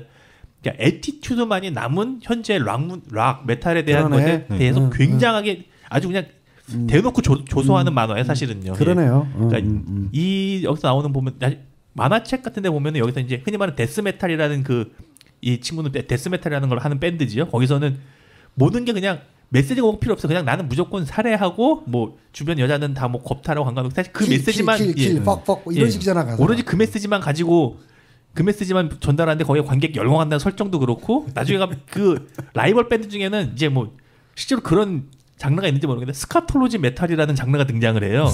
만화에서요. 딱 보면 아시겠죠. 예. 그러니까 공연하면서 똥 싸는 밴드예요. 그러니까 예. 이런 식으로까지 그러니까 뭐 메시지가 뭐가 아무것도 없이 그냥 애티튜드만 남아 있는 보여주기만 남은 현재 메탈 문화에 대해서 굉장히 대놓고 조롱하는 거거든요. 이제 저는 그래서 아까 제가 초반에 소개했던 스파이럴 탭이다 마찬가지로 해가지고 락에 대한 어떠한 좀 새롭게 다시 돌아보자 현재 뭐를 보다 보자라는 형태의 계기로서 두 가지 영화를 좀 선정했고 그리고 개인적으로 이 디스트로이트 메타시티에서 또 하나 재밌는 거는 쭉 만화책에 한 6권인가 7권인가 보시면요. 예. 시드 비셔스가 나옵니다. 거기에도 만화책에 나옵니다. 예. 나중에 캐릭터로? 생각나시면 한번 보셔도 괜찮을 것 같아요. 나는 그 디트로이트 메타시티 하니까 저 영화도 생각나. 소년 소년 메리사쿠? 예, 메리킨 사쿠. 예. 그 영화도 보면은 그 젊었을 때 잘 나가던 펑크 밴드였던 그 사람들 이후에 나이 들어서 얘기잖아요. 예. 그 젊었을 때 음악 들어보면은 막 일본 박살, 막 일본 폭발해야 된다, 막 그런 내용 가지고 하고. 저 일본에도 그런 재미가 있는 거. 확실히 일본이 전반적으로 이제 그런 게 있어요. 그러니까 일본이란 나라가 사실은 굉장히 그 좀 특이한 나라잖아요. 군대를 물론 가지고 있고 군대를 가질 수 없고 뭐 그런 것들 핵을 직접적으로 맞아본 나라고. 그러다 보니까 이제 큰 시스템이라는 것에 대해서 워낙 큰 시스템에 의해서 국민들이 그 천황이라는 큰 시스템 워낙 크게 짓눌려봤던 경우가 워낙 강한 나라다 보니까는 전반적으로 전반적으로 국민 특히 좌파나 그런 쪽에서도 그러니까 인간의 해방이라는 걸 갖다 굉장히 모티브로 많이 삼아요. 그러니까 시스템의 해방, 시스템이 아닌 인간 자체 해방 그런 것들을 많이 얘기하다 보니까는 지금 나온 이런 애니메이션이나 그런 것도 그러니까 그 사람 자체에 대해서 집중해라라는 형태의 메시지를 많이 던지거든요. 시스템이나 그런 어쩌면 것들 일본에서 근본적인 사회 구조적 개혁이 불가능한 게 그래서일지도 몰라요. 역사 문화적으로 이미. 그러니까 억압당했던 게 거의 1000년이 거의 일본 같은 경우는 1000년 동안 고기를 못 먹었지 않습니까? 그렇죠. 육식 금지령이 내려가지고 내린 이후에 그 고기가 일본 사람들한테 독가스라는 형태로 이제 들어가게 되는 그 과정이 과정이 300년이 걸립니다. 자민당 한 번도 정권 안 바뀐 거 봐. 그러니까 막부가 한번 민주당이 잠깐 했지만 그 민주당도 결국은 자민당 출신이고 그렇죠. 자민당 내 비주류가 민주당 만든 거고 실제로 보면은 그 가마코라 막부 그다음에 도쿠가 막부까지 합치면은 1000년 동안 막부가 그 일본을 지배한 거고 그렇죠. 거기에 대해서 저항이 없었어요. 일본은. 그러니까 우리나라 정치학자들이 제일 두려워하는 게 우리나라 정치가 일본처럼 될까봐 제일 두렵다는 얘기들을 많이 하죠. 두렵다라고 얘기하지만 뭐 일본처럼 된다고 해서 또 나쁠 건 또 뭐야? 우리가 살아보지도 않았는데. 그리고 해외에서는 한국 정치 상황을 굉장히 좋아한답니다. 굉장히 다이나믹하게 바뀌니까. 근데 이제 그렇게 우려하는 정치학자도 있는데요. 제가 볼 때는 우리나라는 일본처럼 되지 않을게요.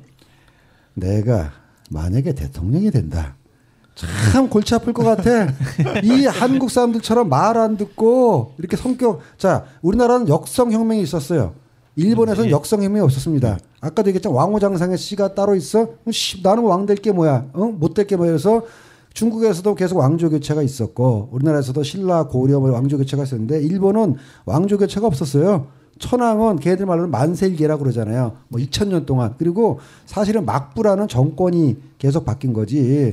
그러니까 왕조를 무력화시키면서 막부가 이제 계속 이렇게 바뀐 건데 지금 일본의 정치 체제는 막부의 또 다른 형태이고 우리나라하고 그 일본에 어떤 지방 분권이 굉장히 발달돼 있어요. 근데 우리나라는 중앙 집권이 더 강화된 체제이고 그래서 일본식의 그 누군가 일본식의 어떤 내각제나 이원집 정부를 꿈꾸면서 영원히 집권하길 꿈을 꾸시는 분이 있다면은 저는 꿈을 깨라라고 얘기하고 싶습니다.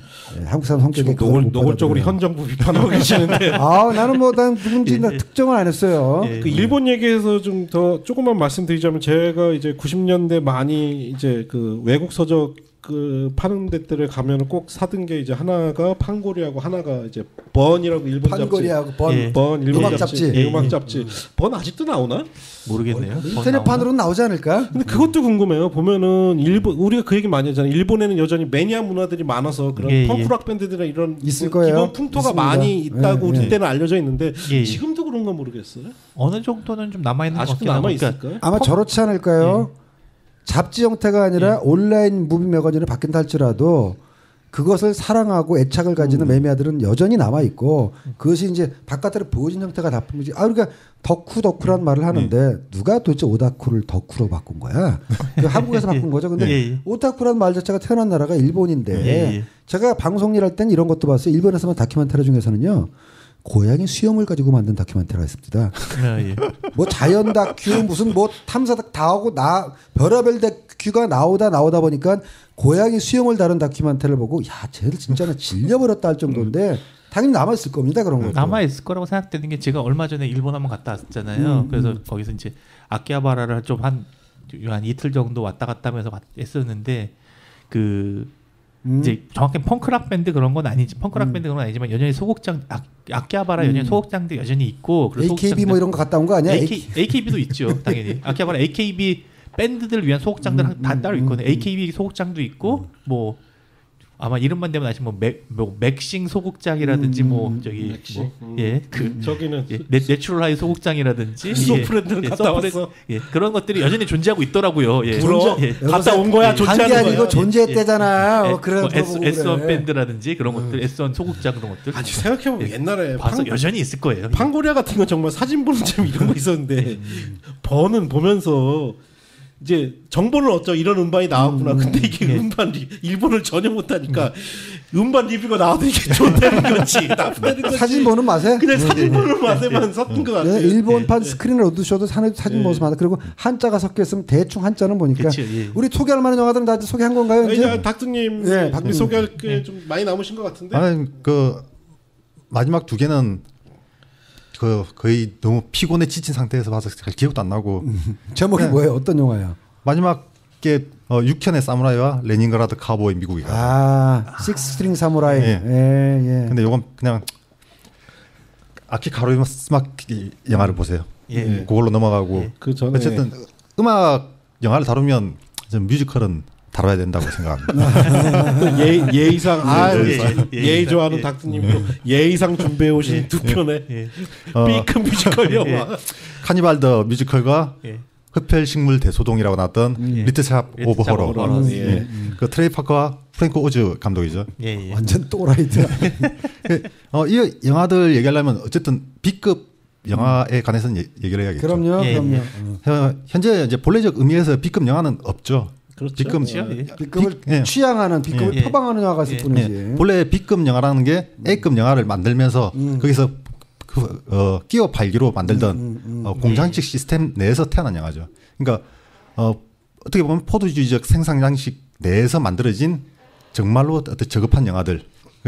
일단 제작비가 극히 적었고 제작 기한도 시일이 촉박했고 그래서 만들다 보니까 대량 생산 시스템으로 시나리오를 조금 수정하든가 세트를 조금 수정하든가 이런 방식으로 나오다가 여기서 이 기술적 양식에 아주 딱 최적화된 감독들이 나오면서 까에디 시네마 이런 데서 이제 작가들로 추앙받고 하면서 B급 영화들을 이제 이후에 재조명하기 시작한. 그러니까 그런 B급 영화들의 그 어떤 작가주의가 시작된 게 정말 대단한 게 그런 통제로부터 조금 자유로운 부분에서 정말 어떤 창작에 예. 대한 어떤 모티브를 얻기 시작한 거죠. 예. 오히려 스튜디오의 통제로부터 자유로우니까. 예. 예. 그래서 이제 이런 B급 영화들의 전통에서 이제 남아 있는 사람이라고는 여전히 살아계신 로저 쿠먼. 그렇죠. 예. 예, 그리고 이제 트로마 스튜디오가 있겠죠. 예. 예, 카니발 더 뮤지컬은 트로마 스튜디오에서 그 트레이 파커가 잠시 일할 때 예. 만든 예, 두 예. 편의 영화 중에 한 편이고, 예. 그 다음에 흡혈식물 대소동은 역시 우리의 로저 쿠만 옹께서 이 전성 초기에 만드신 만들었던 영화의 리메이크죠. 예, 리메이크입니다. 그건 말씀드렸나? 매트스트라 트레이 파커는 뭐 그 유명한 사우스 파크의 예. 또 예. 이제 목소리. 크리에이터죠, 사실. 예. 네. 성우도 하지 않았나요? 예, 성우도 했고 성우도 자기들이 하고, 애니메이션 다 만든 예. 거지 뭐. 그러니까. 그리고 카니발 더 뮤지컬을 보느니 블러드 솔저를 보세요라고 말하고 블러드 있습니다. 솔저는 진짜 예. 걸작이에요. 예. 진짜 걸작. 예. 카니발 더 뮤지컬은 마치 이걸 사실 기반인 것처럼 대표적인 구라죠. 아까 모큐멘터리 얘기 나온 것처럼 이 영화의 필름은 1954년에 발견돼서 어쩌고저쩌고 얘기를 하는데 그래서 영화도 4대 3입니다. 예. 그러고 나서 이 영화에 유일하게 볼만한 지점이 딱 이 부분인데 그래서 이 영화에서는 저희가 잔인한 장면은 편집을 통해서 다 드러냈습니다라고 얘기가 끝나자마자 예. 사람 팔을 뜯어서 두들겨 패는 장면이 나와요. 장난도 그런 장난이 없죠. 예. 여기까지는 정말 영화 좋았습니다. 근데 뒤로 가면서 영화 굉장히 처집니다. 뒷부분이 처지는데 엄청 전반까지는 처지고 노래도 있으라고, 굉장히 예. 신나고 지금도 여기가 Let's Build the Snowman 막 있잖아요. 그 옛날에 볼 때는 신났었는데 지금 다시 보니까 지루합니다. 이 영화에 대한 기억인데 저희가 지금 방송 제목으로 삼고 있는 그 배드 테이스트가 커뮤니티 시절에 국내에서 최초로 이 영화를 자막 작업을 해서 상영회를 했었어요. 노컷 버전으로. 예, 노컷 버전으로 했었죠. 자막 얘기하니까 제가 영어를 전혀 못하지 않습니까? 예. 제가 심지어 영화 자막을 만들어서 상영회를 했던 적이 있습니다. 어떤 영화를 가지고? 지상 최후의 남자. 64년판인가? 얼마나 고생을 했을까. 아니 영화를 보고 싶은데 자막이 없어. 그래서 제가 DVD에서 스크립트를 추출해가지고 예. 영어를 못하니까 일단 편집기를 돌린 다음에 그 번역기를 돌린 다음에 예. 옆에 스크립트를 놓고 영화를 틀어놓는 겁니다. 예.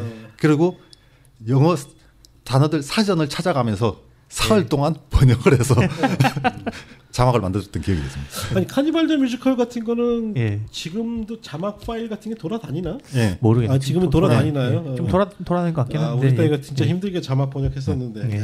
진짜 추억이 아주 그냥 새롭다. 예. 아무튼 그때 우리 자막할 때 그거 했었네. 거기 보면은 카니발 더 뮤지컬 보면 중간에 인디언들 중에서 일본인 인디언 나오잖아요. 말도 안 되는 하면 그 일본인 인디언이 일본어로 그거 하는 장면이 있거든요. 뭐라고 정확히 하면 이게 뜻이 아무튼간에 이 영화 정말 재수없다라는 대사를 일본어로 하거든요. 예. 지금 번역된 자막 보면 그런 거 나옵니다. 그거 나오나요? 예. 지금 번역된 거는? 예.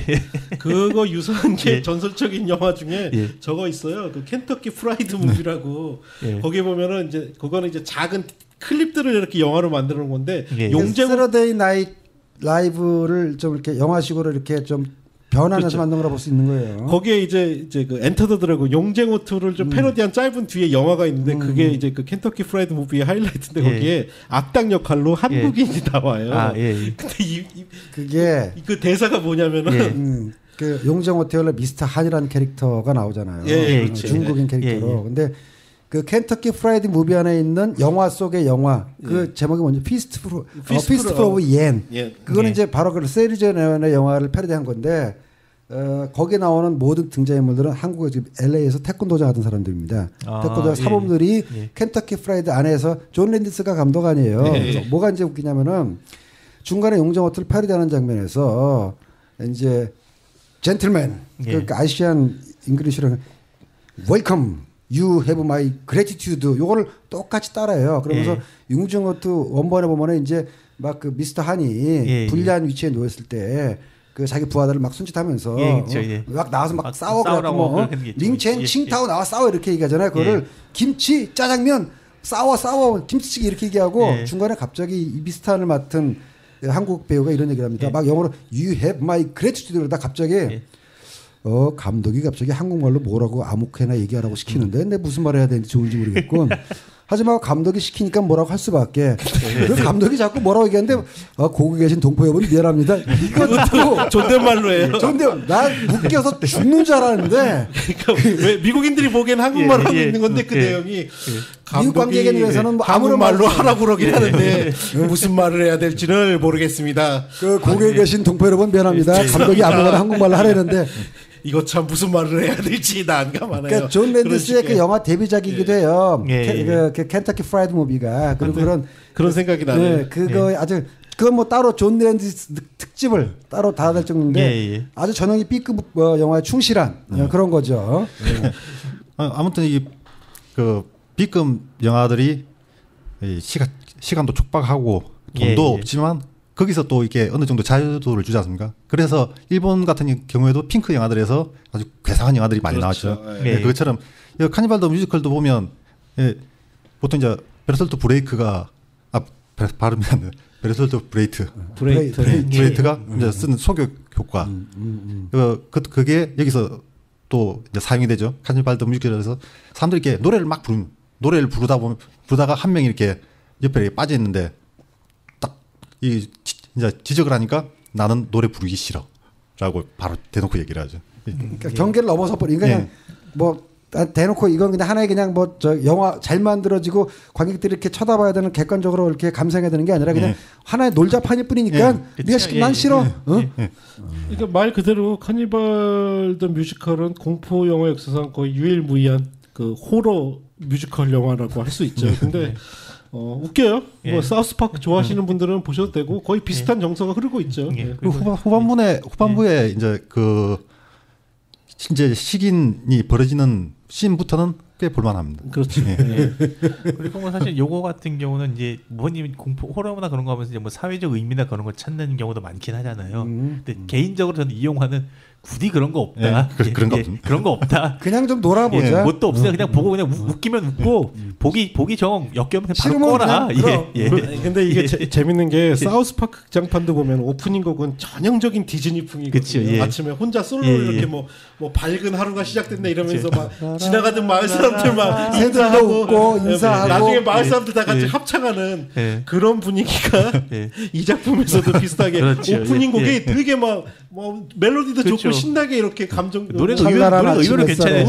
음악 괜찮아요. 이 뭐 맷 스톤이랑 트레이 파커는 워낙 재능 있는 두 친구들. 주연 배우가 정말 만화처럼 생겼습니다. 눈이 동그래가지고.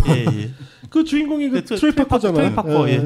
그가 감독입니다. 이 사람들 지금 뭐 하는 거예요? 요즘은 뭐 사우스파크 아직도 하나? 아직도 해요. 아 그래요?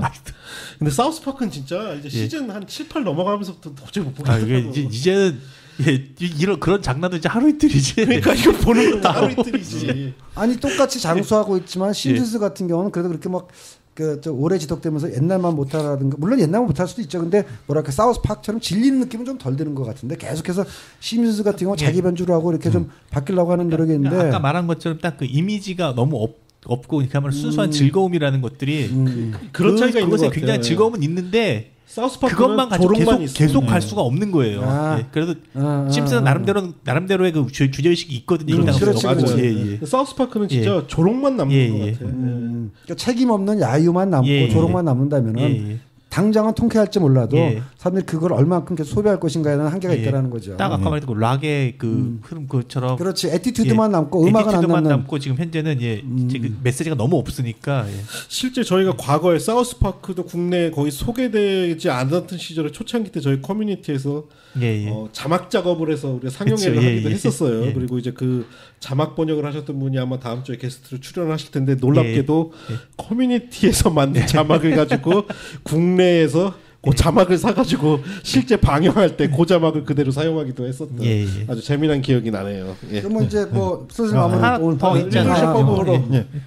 리틀 샵 오브 호러. 어쨌건 그 카니발 더 뮤지컬이 본격 B급 영화라면 그 흑별식물 대소동 같은 경우에는 이제 리틀 샵 오브 호러를 로즈 코먼이 만들고 이게 브로드웨이 뮤지컬로 만들어지죠. 그렇죠. 이 뮤지컬을 다시 영화로 만들고 심지어 86년 당시에 2,500만 불을 수입했대요. 지금 엄청난 제작비인데요. 1억 불이 넘는 돈 지금 치면 흥행은 잘 안 됐던 것 같은데. 그리고 영화 자체도 보면 뭔가 이렇게 B급스럽고 그런데 이게 이 정도 제작비가 도대체 아무래도 오드리 2라는 이 흡혈 식물한테 다 투입이 되지 않았을까 싶은데 이 오드리 2 그러니까 그 무슨 제작비 많이 들만한 장면이 별로 기억이 안 나는데 이 흡혈 식물을 이제로 만든 오드리 2 지금도 여전히 굉장히 볼만한 특수효과를 보여주고 있습니다.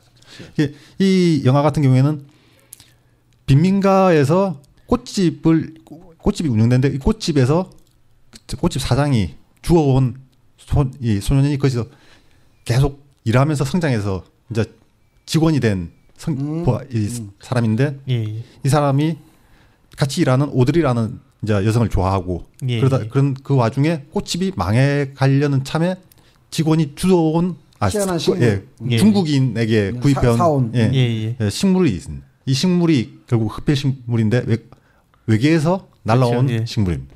그래서 이걸 그 가게 밖에다 진열하면서 사람들이 엄청나게 이제 꽃집에 찾아와서 꽃을 많이 사가게 되고 그리고 식물 때문에 가게가 번창해 나가는 와중에 이 식물은 사람의 피를 원하는 것을 알게 됩니다. 그쵸, 그래서 사람의 피를 먹으면서 점점 커지다가 나중에는 도시 전체를 잡아먹죠. 이게 그리고 계속 번식을 하면서 나중에 클라이막스 장면에서 보면 엄청나게 많은 엄청나게 많지는 않죠. 그래서 한 5마리 나오는데 이 식물 이름을 자기가 좋아하는 여성 이름을 따서 오드리 2라고 명명하는 이 오드리 2들이 건물을 파괴하고 심지어는 달려오는 지하철을 삼키고 이 효과들 정말 보기 좋습니다.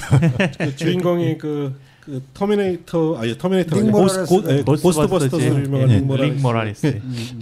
이제 애들이 줄었어요도 아마 아빠로 나왔죠. 그래서 이 두 편의 영화를 보면서 느낀 게 이제 본래적 의미에서 B급 영화가 사라진 시대에 결국 B급 영화 역시 어떤 감성의 영역으로 남은 게 아닐까.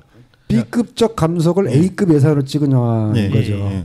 그러니까 아무리 B급 영화를 찍겠다고 해도 결국 이게 사람들이 그런 웹에 보면 그런 이야기도 있잖아요. 이 영화는 B급 영화로 찍겠다. 그다음 컬트 영화를 만들겠다. 사실 컬트는 장르가 아니라 현상이죠. 근데 사실 그 부분도 저 생각을 했었는데 그런 생각이 들어요. 과연 이제 그 컬트 영화를 우리가 현상으로 봐야 될 것인가, 장르로 봐야 될 것인가. 처음에는 현상이었는데, 처음에는 현상이었고 그게 현상이 만들어지게 됐던 영화들이 하나둘 쌓이다 보니까 그것을 어떤 장르로 지향하는.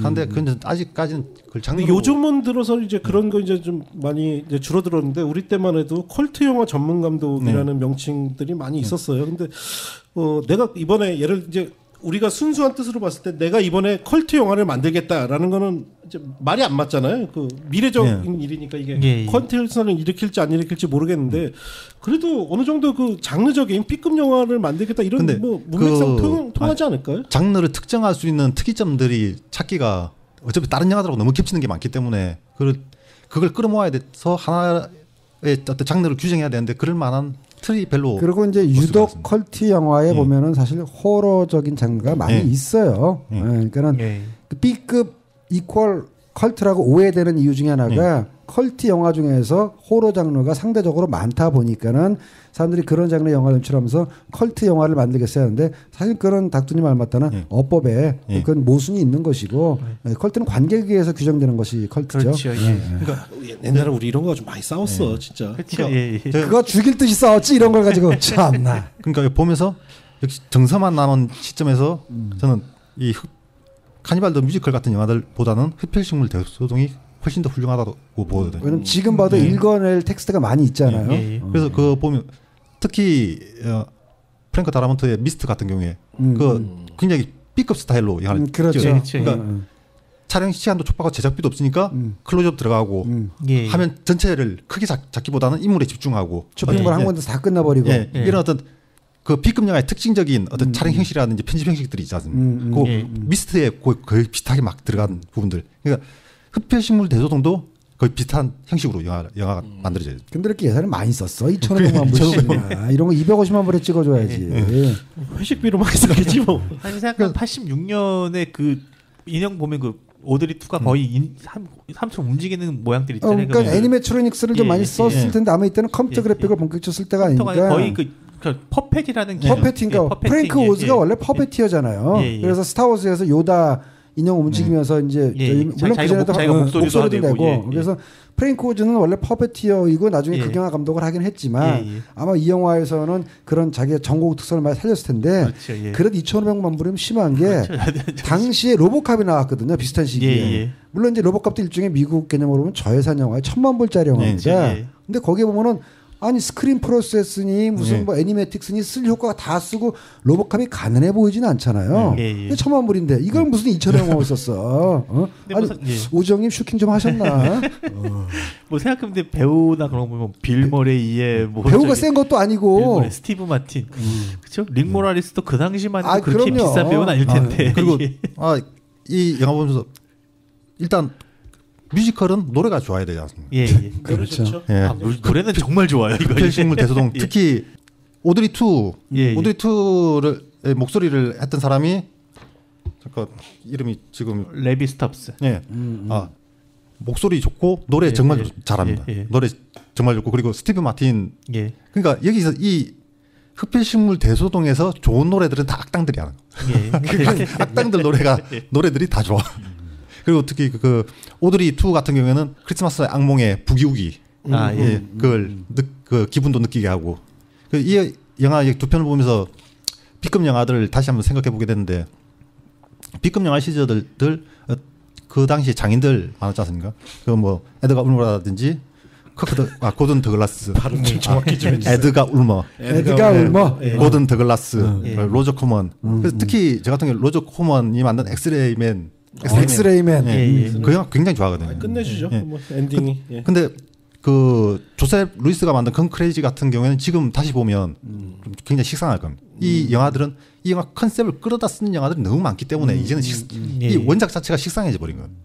그러니까 B급 영화가 결국 이렇게 이렇게 이제는 사라지게 되는 어떤 그런 계기도 너무 이렇게 많이 써먹었기 때문에. 락의 쇠퇴와 B급 영화의 쇠퇴. 오늘 겹쳐지는 부분이 있네요. 그러니까 참 이 영화도 보면은 이게 이 찌가 그 가게에 있는 가장 그 최하층 빈민 노동자인 릭 모라리스의 피를 빨아먹는 데서 이게 자본주의에 대한 은유 아니냐 뭐 그런 얘기도 있던 것 같긴 했는데 이 영화가 나오기 전에 그 오리지널 로저 코먼의 영화를 패러디한 또 전설적인 진짜 B급 영화가 있어요. 그 유명한 Something Weird 비디오에서 나온 Please Don't Eat My Mother하고 내용은 똑같은데 주인공이 이 자꾸 자라나는 식물을 위해서 여자들 사귀던 여자에게 갖다 바치고 심지어 주인공 엄마도 먹고 식물이 이 영화 옛날에 옆에 계신 스탠리 형님이 주셔가지고 우리가 상영회 됐었는데 놀랍게 서강대 빌려가지고 서강대 커뮤니케이션 센터를 빌려서 여자들이 보다가 나갔어요. 이 영화 도저히 역겨워서 못 보겠다. 이런 걸 영화라고 할 수 있느냐. 거기 내 기억에 남는 게 제가 베테를 가입하고 나서 처음으로 뭐 상영회 한다 그래서 갔던 데가 거기였어요. 가서 정말 깜짝 놀랐대. 첫 번째 상영회가 맞아. 제가 첫 번째 상영회 거기 가서 깜짝 놀라가지고 그러니까 제가 가입한지도 얼마 안 됐대였거든요. 여기 도대체 뭐 하는 데인데 이런 건 동호회 상영을 이런 데서 하지 하면서 정말 놀랐던 기억이 있어. 그리고 그 흡혈식물 대소동을 보면 겹쳐지는 영화 두 편이 있습니다. 그 트리피드의 날 발음이 안 돼. 트리피드의 날 원작 소설이 60년대 원작 소설이 있고 최근에인가 TV 방영으로 그 2부작짜리가 나왔더라고요. TV 드라마로 나왔어요, 그게? 거기에 나오는 식물형 괴물, 식물. 그리고 최근에 그 게러지 에드워즈였나? 그 사람이 만든 몬스터즈. 거기 보면 거대한 식물형 괴물이 나와요. 그러니까 사실 뭐 식인 화분이든 식물이든 킬러 콘돔이든 말도 안 되는 건데 무슨 콘돔이 사람 잡아먹고 뭐 근데 그냥 그거 자체를 그냥 그럴 수도 있지라고 관용하거나 즐길 수 있는 그런 문화적 이 관용도가 높다라는 게 우리가 부러운 거예요, 사실은. 나중에 이 영화 보시는 분들 같은 경우는 아마 보시면 그 생각, 딱 이 영화 보고 이 식물 보면 딱 그 생각 나실 겁니다. 슈퍼 마리오. 그리고 그렇지. 그 흡혈식물 대소동에 나온 오드리 2가 이 두 영화보다 훨씬 스펙타클합니다. 스펙타클하죠. 저는 그제 B급 영화 말씀하셨으니까 조금 더 말씀드리면 제가 부천 영화제를 안 다니게 된 계기 중에 하나가 부천 영화제 상영작 중에 다큐멘터리 영화인데 이게 뭐냐면 이 감독이 전 세계 온갖 뭐 웃긴 지금 희귀에다부터 너무 어처구니 없어서 웃긴 영화들을 가지고 다큐멘터리를 만들었어요. 예, 거기에는 예. 아까 말씀드린 후카사쿠 긴지의 그 SF 영화도 거기에 들어가 있고 예, 예. 우리가 익숙한 영화들도 많이 들어가 있는데 제가 그 영화를 보면서 굉장히 실망했던 게 뭐냐면 사실 여기서는 어떤 B급 영화에 대한 애정이 느껴지는 게 아니라 조롱이 예. 느껴지더라고요. 예, 예. 근데 그건 다른 문제예요. 비판과 조롱은 다른 문제예요. 예. B급 영화나 이런 것들 전문으로 상영하는 부천 국제 영화제에서 B급 영화를 조롱하는 다큐멘터리를 과연 상영해도 되느냐? 전 그때 굉장히 실망했었거든요. 예, 예. 그러니까 뭔가 영화제가 잘못 가고 있다. 근데 아니나 다를까 요즘 상영하는 영화들 보면 그냥 장르 영화들 같아요. 그렇죠. 예, 예. 그러니까 조롱과 비판이 왜 다르냐 말이죠. 비판은 책임을 져야 돼요. 조롱은 책임을 지지 않아도 됩니다. 예, 예. 그냥 약 올리고 조롱하고 그냥 도망치면 끝이에요. 예. 그러니까 오히려 더 무책임한 자세인 거지. 얘기 나온 김에 그러니까 아까 제가 최근 마지막 말씀 디트로이트 메탈시티도 보면은 사실은 락을 정말 좋아하시는 분은 웬만하면 안 보시는 게 좋을 수 있어요. 불편할 수 사실, 있어요. 조롱의 감정이 굉장히 강합니다. 그것도.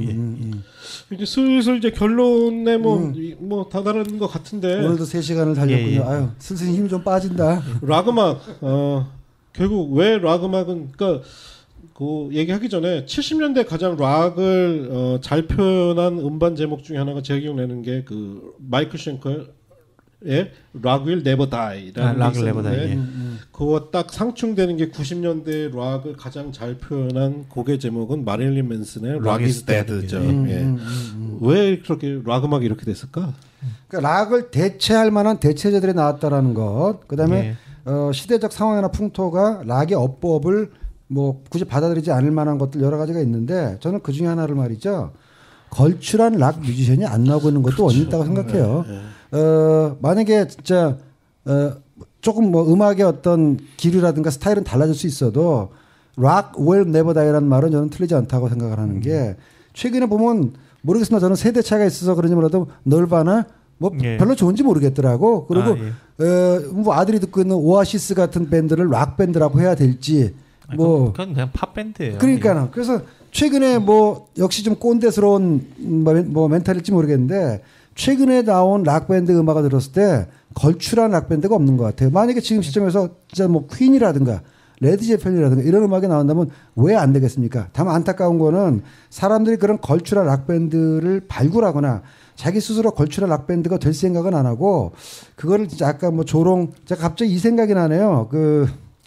제가 이제 그 케이블 TV에서 만드는 그 프로그램 자주 봐요. 저번 뭐 음악의 신, 뭐 방송의 적, 그 중에서 하나가 이제 유세인의 아티비디오. 그거 병만 얘기할 때 제가 말씀드렸는데 말도 안 되는데 재밌거든. 근데 그 중에 에피소드 중에 하나가 윤종신과 장호열 씨가 등장을 해가지고 자기가 이제 원래 우리는 음악적 뿌리가 락이었다. 음악적 뿌리는 락이었는데 지금 이렇게 바뀌었으니까는 다시 이제 유세인의 어떤 프로그램을 통해서 락의 정신을 돌아가자면서 가죽 자켓을 입고 락 will never die 이러면서 이제 코미디를 하는데 그게 이제 딱 에티튜드만 남았던 걸 정확하게 풍자하는 거거든요. 풍자하는 거죠. 근데는 한 가지 또 들은 거는 그들이 락 음악을 했던가?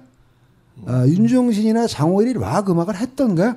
제가 뭐 과문한지는 모르겠습니다만 제가 아는 기억에서는 그들이 그 숨어서 방에서 하는 음악 말고 그들이 공식적으로 발표하는 음악에서는 락이 없었던 것 같거든요. 근데 그들이 왜 락 음악을 풍자할까라는 점에서 좀 조롱의 기운을 왜냐하면 제가 이제 부끄럽습니다만은 그 80년대 중반에 메탈 프로젝트라는 그 밴드 락 메탈 밴드 동호회를 결성해서 그 중에 일부는 지금 음악 활동하는 친구들이 있어요.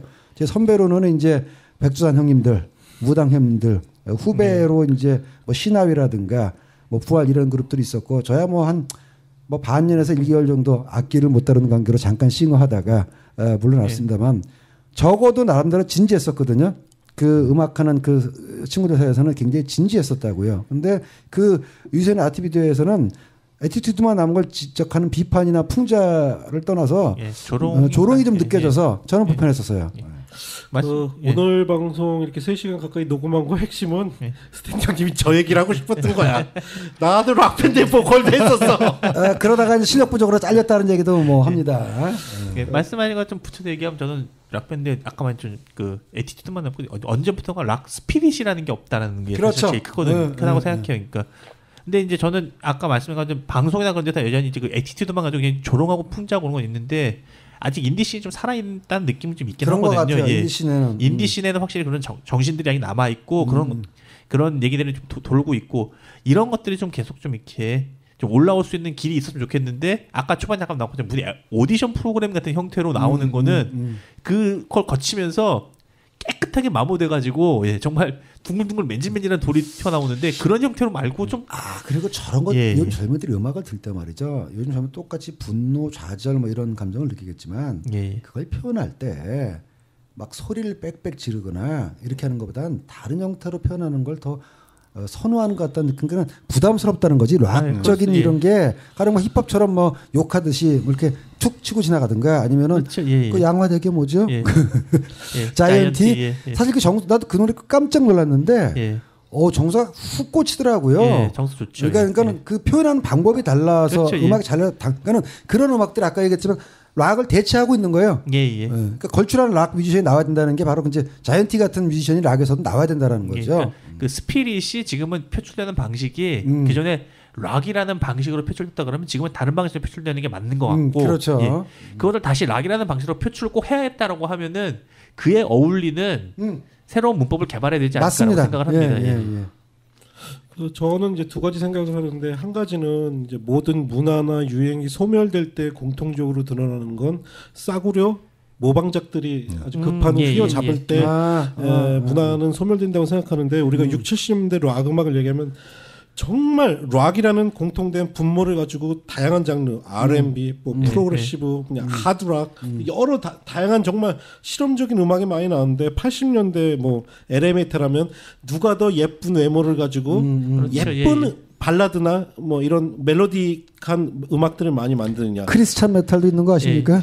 그 CCM 메탈 있죠. 예. 그러니까 악마의 음악인 락을 정화하겠다. 경악을 금치 못했어요. 그 이후에 이제 스피드 메탈이나 예. 바로크 메탈을 유행할 때는 예. 누가 더 기타 빨리 누가 치나. 빨리 치나. 예. 그 다음부터 스래셔 메탈일 때 누가 더 빨리 연주하나. 예. 결국 그렇게 되면서 뭐 데스메 지금 딱 디스토리트 메탈 시대에 분가하는 그 데스 메탈이라든지 그런 거는 누가 더 더럽게 얘기하나, 누가 더 짜증나 얘기하나 사실 이게 락이 아니거든요. 결국은 그렇게 어떤 창조보다는 자기 복제에 가까운 음악들이 너무 많이 나온 게 스스로를 갉아먹은 것이 아닌가 싶은 생각이 동의합니다. 예. 하나가 있고요. 또 하나는 아까 말씀드린 것처럼 락의 가장 중요한 건 공유거든요. 공유. 예. 우리가 같이 모여서 락 음악을 즐길 수 있는 문화에서 이제는 그냥 나 혼자 내가 원하는 때 아무 때서나 내가 원하는 음악을 들을 수 있는 시대가 왔다는 거. 이거는 슬프지만 어떤 락의 이제는 어떤 역할이 끝나지 않았나까지도 저는 생각을 해요. 예전에 생각하는 우리가 생각하는 락 스피릿은 이미 예. 끝났다. 그러고 보니까 음악을 진짜 안 듣다가 이제 95년쯤인가 제가 중사 시절이었을 것 같은데 중사 시절. 예. 그때 일요일 날 서울에 내려가서 음악을 좀 들어봐야겠다고 싶어서 그 홍대 쪽을 갔었습니다. 예. 그때는 클럽들이 굉장히 많았지 않습니까? 그렇죠. 예. 아무 클럽을 골라서 딱 들어가는데 웬 이렇게 멀쩡하게 생긴 사람이 이렇게 나와서 노래를 부르는데 꽤 하더라고요. 예. 그리고 사람들 와서 뭐 생일이라고 막 케이크 주고 그때 그 사람이 윤도현이었더라고요. 아, 예. 그래서 꽤 멀쩡하게 생긴 여인이 그러다가 노래는 괜찮은데 좀 안 맞다 싶어서 제가 그 당시에 이제 들었던 게 일종의 민중락들, 뭐 메이데이, 이스크라, 뭐 이런 사람들 쪽을 천진, 뭐. 예, 한참 이제 듣다가 아니 하사관 생활하던 사람이 그런 음악 들었단 말이야 이거. 심지어는 제가 고참한테 이게 노래 좋다고 들어보라고 하니까 이 인간이 듣더니 이 노래 좋네요.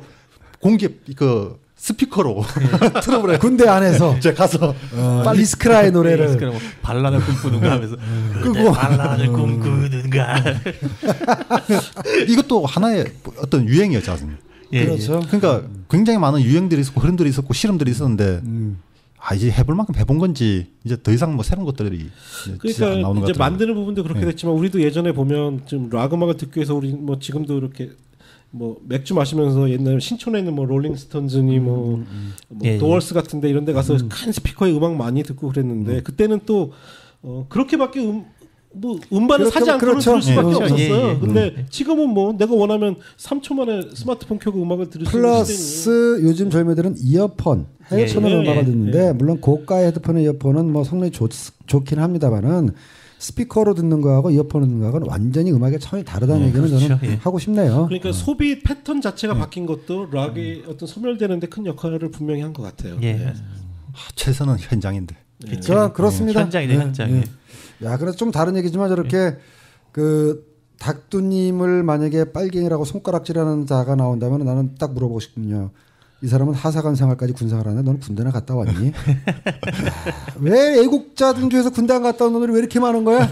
아니에요. 그렇게 하면은 이제 이 정부에서는 어떻게 했냐면 봐라 대한민국 곳곳에 빨갱이들이 잠입해 있지 않느냐. 군대에도 빨갱이가 있다. 이 팟캐스트 없애야 된다. 이렇게 나올지 몰라요. 사실 지금 나온 저 국정역할 얘기는 아니 스스로 자유민주주의자라고 주장한 인간들이 무슨 국정을 하는 말도 안 되는 스스로가 스스로를 부정하는. 저는 하여간 그렇게 저 미국 좋아하면 미국의 좋은 점을 좀 닮아라라고 얘기하고 싶어요. 그 블랙 호크 다운 같은 영화를 보면은 딱 카피가 No one left behind. 아무도 내버려 두지 않는다. 전장터에서 다치거나 죽거나 부상한 시체가 되더라도 꼭 데려오고 부상한 사람은 끝까지 챙겨서 온다라는 건데 뭐 지뢰밟아도 800만 원 먹고 땡 이런다며. 그러면 누가 나 같아도 뭐 죽고 싶겠어? 그렇죠. 내가 죽어도 나라와 내 동료들이 나를 보살펴준다라는 그게 진정한 애국이고 진정한 보수인데. 그게 보수죠. 도대체 뭔 소리들 하는지. 한때 군대 말이 돌았던 것 중에 하나가 병사는 구종 소모품이다. 그러니까 무슨 뭐 구종 소모품이에요. 군대 신장보다도 못한. 자, 뭐 얘기 많이 했는데 오늘도 뭐 3시간 넘게 녹음했는데 또 힘들어. 편집해봐야 되고 3시간 넘었습니다. 뭘 가까이 방송할 넘었어요. 때쯤이면 벌써 끝났겠네요. 지금 전국에서 이 정부에 저항하는 분들이 지금 다 서울로 모여들고 계신데 저도 잠깐 들려야겠어요. 주말 잘 보내시고 아니 그러니까 생각해보니까 우리 소개 안 드린 영화도 굉장히 많아요. 진짜 많죠. 제한된 시간에 다룰 수 없는. 뭐 사실 락 얘기하면서 지금 헤드윅은 꼭 한번 얘기하고 싶긴 했었는데 헤드윅도 아깝다. 벨벳 골드마인 같은 영화도 있고. 그러니까 토미도 있었고 Almost Famous 같은 영화도 있었고 엄청 그 의외로 생각해보니까 엄청 많더라고요. 엄청 많아요. 나중에 또 이번 방송 한번 반응 보고 잘 되면 나중에 또 2부 한번 하고. 만약에 2부를 한다면 저는 락 뮤지컬인 락 오페라 지저스 크라이스트 슈퍼스타를 크리스마스를 앞두고 꼭 그 다음 주 예고를 좀 해드리자면 우리 닥두님이 너무 회사 일이 바빠서 다음 주에는 방송에 참여를 못하세요. 한 주 쉬시죠. 하루에 5시간 이상은 자야겠습니다. 그래서 저희가 미모의 게스트를 다음 주에 드디어 모시고 다음 주는 조금 독특한 특집 방송을 준비를 하고 있습니다. 이번 주도 많이 청취해 주시고 다음 주에도 청취 많이 해주시고 물론 저희 순위에 연연하진 않지만 다운로드 많이 좋아요 많이 해주시고 이번 주에 다들 고생 많이 하셨습니다. 고생하셨습니다.